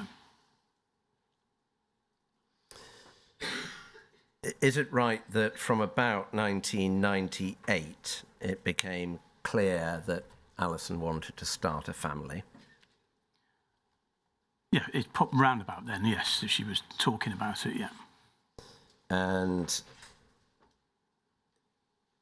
you told her that you did want to have children with her, but not just yet. I think I was holding her off effectively. Did you say it was too early to throw in the towel? It sounds like something I would have said, yes, yeah. And repeatedly shut down the conversation whenever the issue was raised. Correct, yeah. This is quite a serious moment, isn't it? You have got your real family. You have the benefit of being the parent of children. Alison has a natural wish to start a family with the man that she loves. And you are deliberately stringing her along. Correct. And wasting her fertile years. That is the reality of it, yes. Did that prompt you to think that you perhaps ought to consider ending the relationship? Yes, it did, yeah. What did you think? I thought it could think in my own mind at the time, I felt that if I made a case for not wanting children, she'd get fed up with me eventually and say, well, you know, that's it. I did think that. So I tried to put the ball in her court in that respect, but that didn't work. So it never occurred to me at that time, I think even through 99, and up until the point when we went to this counselling thing, I thought I just have to keep going. I just have to keep going. But it was very difficult, and yes, of course, it's very upsetting for her too. Did you speak to anybody in management about this development? No. You said you were trying to put the ball in her court when it became clear to you that she wasn't going to end the relationship on this issue. Why didn't you? I think because it was very selfish. I'm looking after number one. At that time, I think the visits to the counselling sessions, which I was pretty hostile about, but it was all to do with the wanting children and stuff. That I thought, well, that would buy me more time. But I was actually feeling quite, and it's all part of this, where I said before, the exit strategy, where sort of reality bites into the sort of SDS world. I was feeling, pretty down at the time about the whole thing, and the thought of just saying, right, that's it, I'm done and going, would have presented, in my mind at the time, far more problems for me personally, with obviously no disregard to Alison in that respect. Yeah. As we're going through 98 and into 99, we're moving into territory where the Colin Roach Centre has wound up. Your credentials are extremely well established with your targets. You're not getting any advantage from being with Alison from the point of view of your cover, are you? Well, I felt I was, because to have that, certainly if you look at organisations such as Red Action, it's an anomaly there. There's very violent people, but by and large they're quite conservative in outlook. Somebody who has a well-established home and all the rest of it was useful. And even at that stage, I could get away with not going to a particular meeting or something. I just said, I had a bit of a domestic, right, okay, no problem. And that was the way it was. So well entrenched was my identity at Alison's address. I mean, I needed it. I needed to be there. They could contact me. They'd actually, sometime one or two of them actually came round to the place. So, yeah, it was just too convenient. I didn't want to let that go. Can I, putting aside what you wanted, because you've made very clear you were looking after number one, yeah. In terms of what you could have done, you could have ended the relationship, gone back into a bedsit. You would have had a mobile phone by that stage, contact not an issue, and you would have been known as a man who had very well-established credentials on the left. You did not need the relationship. Correct. Yeah, that's right. So can we say, essentially, from this stage, that the primary benefit you were getting from being with Alison was your own comfort and satisfaction whilst continuing your undercover deployment? Yes, and obviously being with Alison was important as well. I didn't want to break up with her as such.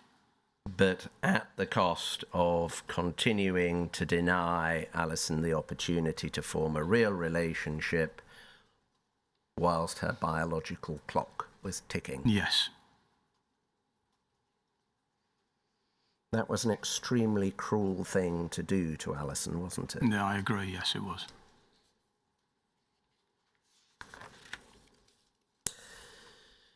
Was there a point in time when you came back to Alison's flat after pretending to be at work or being at work and talking about something nearly blowing up the flats you were purporting to work on. Something to do with an oven being fitted improperly. No, I can't remember that, no. Was there any time at which you had a conversation with Alison in coded language, which was in fact mirroring any drama about childbirth in your real identity? Not that I can remember, no.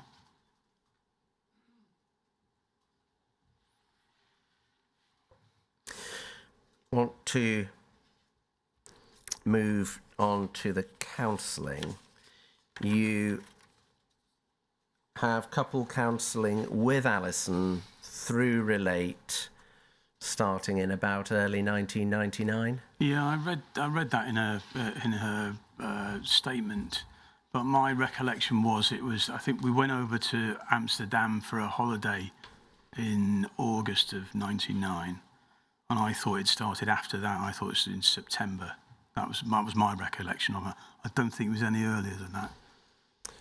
And you continue to maintain your line of essentially fobbing Alison off. Yeah, that was the reason for it. Yeah, but I think, you know, as I've thought about that over the years, I was really reluctant to go to a counsellor, and the whole thought of counselling on any sort of level, you know, sends shivers down my spine. But at that time, when I did agree to go, I found it quite sort of cathartic, actually, which might sound very bizarre, but it also gave me a chance to, I was actually having my whole backstory exploited, you know, that I did sort of exploited. I had to pour all that out in front of Alison and a complete stranger. So it was under the minutest scrutiny.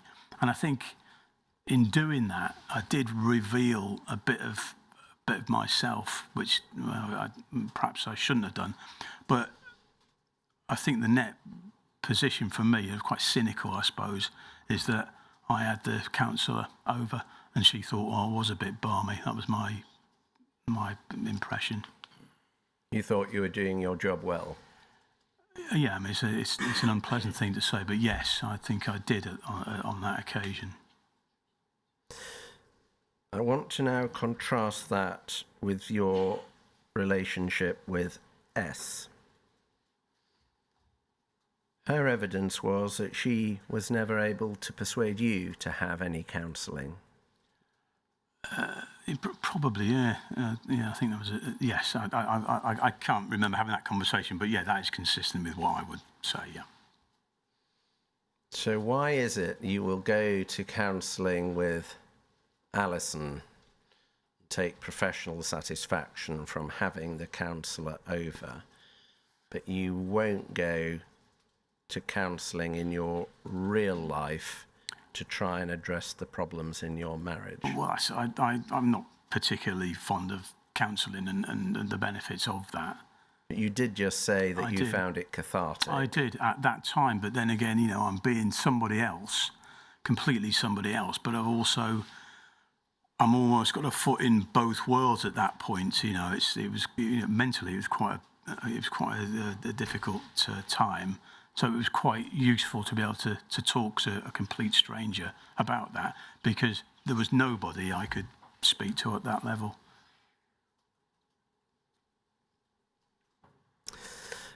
Staying with the theme of S and your pattern of life undercover, you were able to spend a good deal of time at your real home, especially during weekdays. Yes. And you did therefore see quite a lot of her and your children. Yes, apart from the various abstractions for meetings, but yes, I did manage to do that. Coming back to the question of holidays, S's evidence is that she was shocked to hear that you had used your annual leave for holidays with Alison. What is your reaction to that? Well, I'm not surprised. I mean, she didn't really understand the dynamics of it all in that respect. You know, well, I should have gone on holiday with her. Well, there were reasons, as I've already stated, why that wasn't practicable. But yes, I mean, of course, she's shocked. She missed me. I wasn't around when I should have been, but because of the constraints of the job I was doing, I wasn't, and I bitterly regret that. How did money work in your marriage with S? I think we had a joint account. All my wages went into that, and I would take out what I needed to cover any additionals with the SDS, but apart from that, she did what she wanted with it. So is your evidence that the money you used to pay for holidays with Alison was taken from your joint account? Yes, well, that's where my wages were going. S has said she was also shocked that your money had been used to fund holidays with Alison. Is your recollection that she knew or did not know that money you were earning or money from the joint account was being used to fund your holidays with Alison? No, I don't think she did know that, no. If it was a joint account, how is it that she didn't know? I don't know. So I didn't, apart from taking cash out from it periodically, I didn't really have any control over that. She was, accessing it on her own. I don't know why that wasn't picked up. Who was looking at the bank statements when they came in? It would have been, well, I would have looked at it, but in both our names, as I recall it, so we both had access to it. I want to know who in practice was looking at them. Well, either of us, I think. The thing is, it's addressed to both of us, but I'd look at them. But to be honest, at that stage, I wasn't really looking. I was earning decent money. I didn't sort of keep an eye on what was in there. All of the bills and stuff were obviously direct debit, so no, I don't. I couldn't say yes. I always opened it, or she always opened it. It was sometimes they didn't get opened at all. Was S earning at any point during your deployment?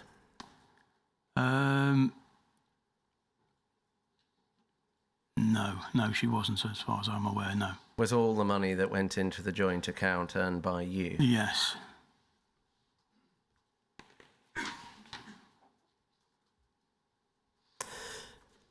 You went to a number of SDS Christmas parties with S, didn't you?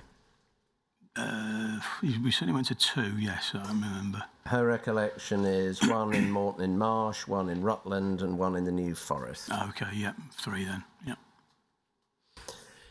But when you are at those Christmas parties, a number of your colleagues know that you are having a sexual relationship with Alison. Yes. And are in fact living with her. Yes. Bob Lambert knows. Yes. And we will be exploring in due course. It may be others knew too. Yep. And you are circulating with S at these parties.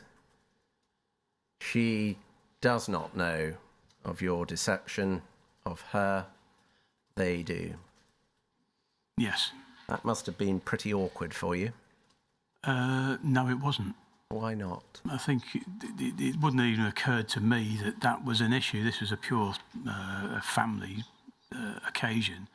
I didn't even give it a thought that it was awkward at all. And even in hindsight, it would appear that other people had various sort of backgrounds to me anyways, but it wasn't that sort of situation at all. I didn't think it was awkward, no. Why didn't you think it was awkward to have at a social event your wife when others knew that you were betraying her? Because it wasn't awkward. It was a social event. We didn't discuss the job at all, generally speaking. It was just a social. your treatment of S, taken as a whole, was a gross betrayal, wasn't it? To put it mildly, yes. To quote her words, appalling, unconscionable, and unacceptable. I think that's a fair point, yeah. Her evidence was that misogyny starts at home. In your case, that's true, isn't it? I don't understand where Your that's coming from. attitude towards her, thinking it was okay Yeah, to cheat on her without telling her, without discussing it with her, to use joint funds without any discussion of her, and to put it frankly, treating her like a doormat. yes, I think that is a fair comment, but I would say that, you know, she did know that I was leading a double life completely. That doesn't mitigate what her thoughts were on that, but I deliberately kept as much as I could from her about what I was getting up to on the SDS field. That was a conscious decision by me, but of course, with hindsight, yes, she is going to feel that way, and I don't blame her. Well, it's not just her feelings. That is how you treated her, isn't it? It is how I treated her, yes. The way she described it was that personal gratification and careers took precedence. And again, in your case, personal gratification and your police career did take precedence. They did, yes.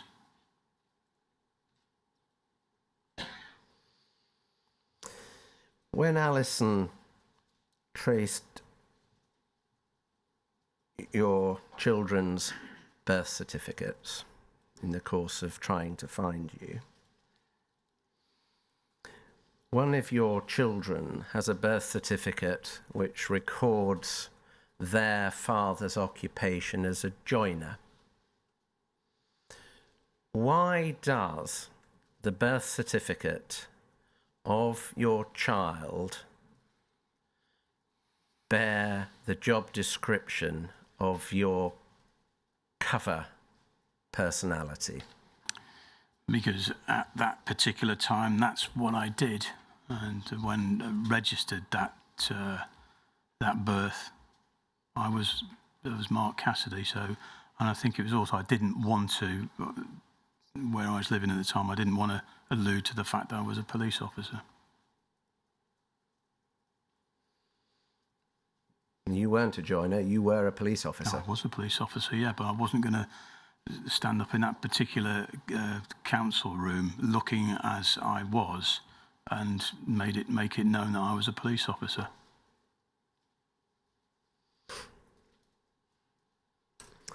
Can we move now to your withdrawal strategy? If we could have up tab B62, that's MPS 302741.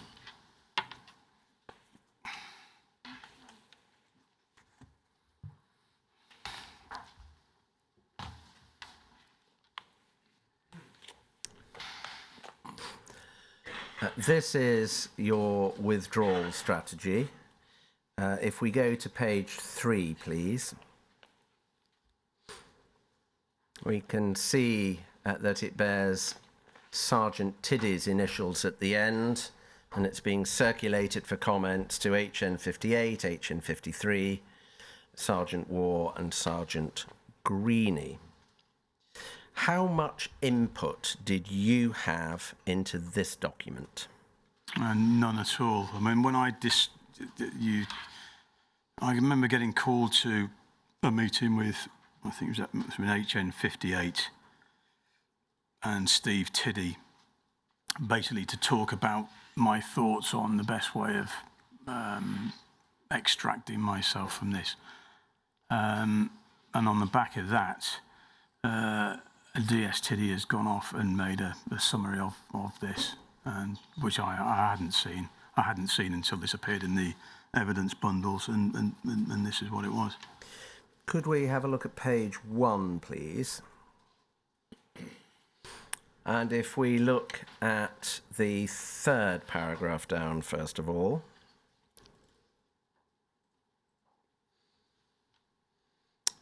TS has for some time lived in shared accommodation, and over the past few weeks he has slowly but surely begun displaying overt signs of antisocial behaviour. This part of the charade includes short-temperedness, grumpiness, and a general attitude of disdain and dislike to other housemates. In the week leading up to Christmas, this type of behaviour will snowball into outright hostility and provoke the kind of outbursts that will lead to touchy subject leaving the address to go live short-term in South London. So where has Sergeant Tiddy got that information from? I don't know. I mean, the part of it is correct. You know, it was more of a. I mean, he's put short-tempered and grumpiness. It's a bit more than that. It's a bit of. I hesitate to use depression, but like depressive behaviour. Again, leading up to Christmas, and the short term in South London. No idea where that's come from at all. No, that's not what I discussed previously with the management. First of all, accommodation. Lived in shared accommodation. Did Sergeant Tiddy know when managing your withdrawal that you were living in a flat with Alison? By the looks of it, he didn't, but I can't see how that would be the case given he was working with. Well, what I'm really asking you is this more covering up in written documents? Well, no, I don't. And he won't thank me for this, but I don't think that Steve Tiddy is the sort of person who would be able to successfully do something like that. No, I wouldn't say it's as complex as that. Using the phrase shared accommodation is ambiguous, isn't it? It is, yeah, it is, and that harks back to the original the thing we discussed this morning with the floor plan. So whether he's got that from that, I don't know. There's more to come on this subject, but your recollection now, did Sergeant Tiddy know that the truth was you were living in a flat with Alison as a couple? I don't know, but I wouldn't have thought so.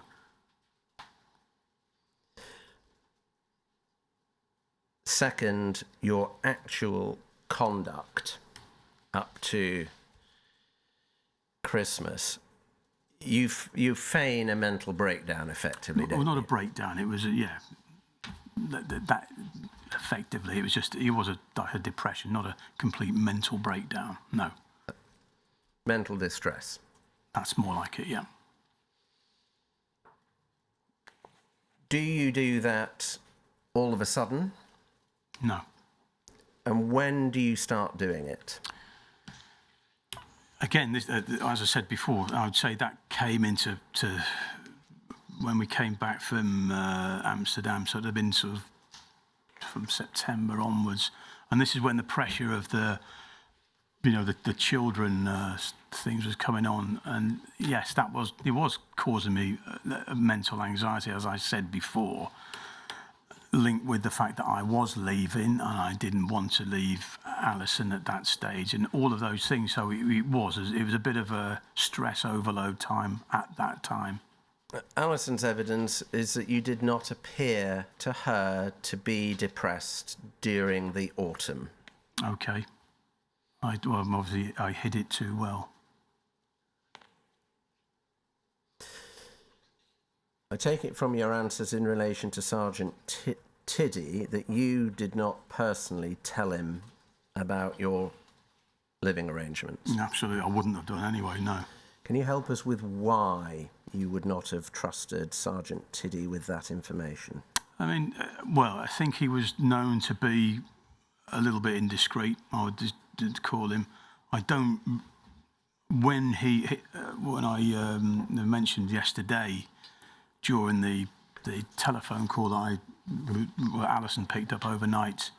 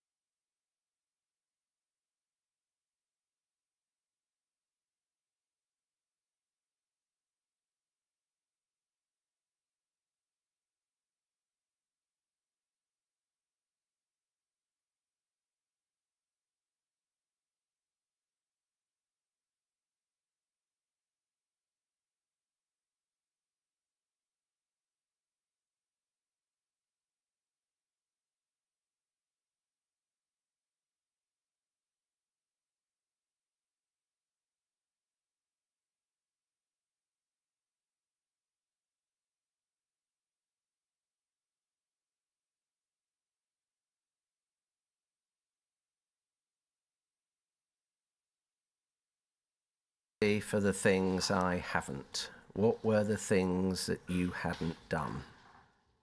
Well, I hadn't been honest with her, certainly, but I honestly can't remember the things I hadn't done. I hadn't been the person that she thought I was. I think essentially is what I was trying to say there. Was that a phrase that somebody recommended you put in? Not so. I wrote this completely of my own volition. Did you have any tips or guidance as to how to write this sort of letter? No, this was a completely personal letter. When you wrote that phrase, were you actually thinking about what you'd done and not done, or were you just writing anything that would achieve the aims we outlined? No, this was how I felt at the time, completely. Can we take that down, and can we have up, please, 37964?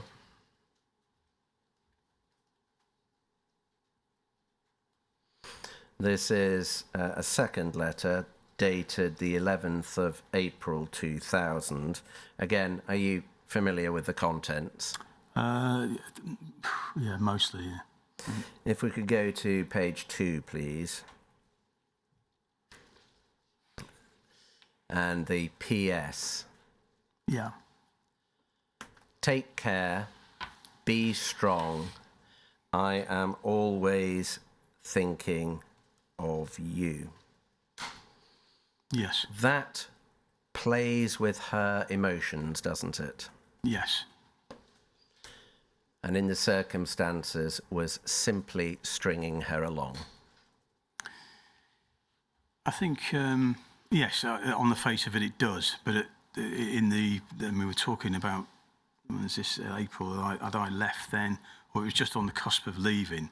And in those first couple of weeks after deployment, I thought about her all the time and the effect that she was having, but I had no way of contacting her. So yeah, I mean that was, although she might not accept it, but yes, it was that's what I was doing. Can we take that down now, please? And can we have 37947? This is a third letter, 10th of May 2000. Again, its purpose is to further your exfiltration strategy, isn't it? Yes. If we could have page 2 towards the last few lines, please, the last paragraph.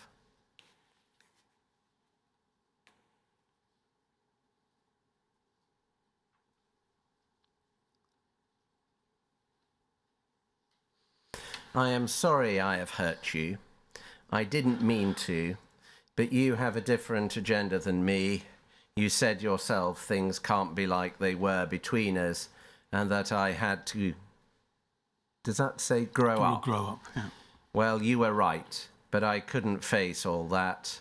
What a wanker, I know. I realise that I have hurt a lot of people, though, through what I've done to you. But I can only say I am not a cunning, evil bastard, as many must now think. But I felt desperate, alone, and frightened. I hope that privacy didn't think. I'll stop there.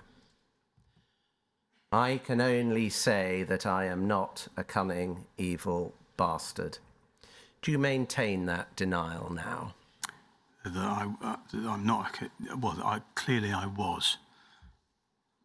I'm not denying that at all. Of course I was, but I felt just to put some flesh onto that.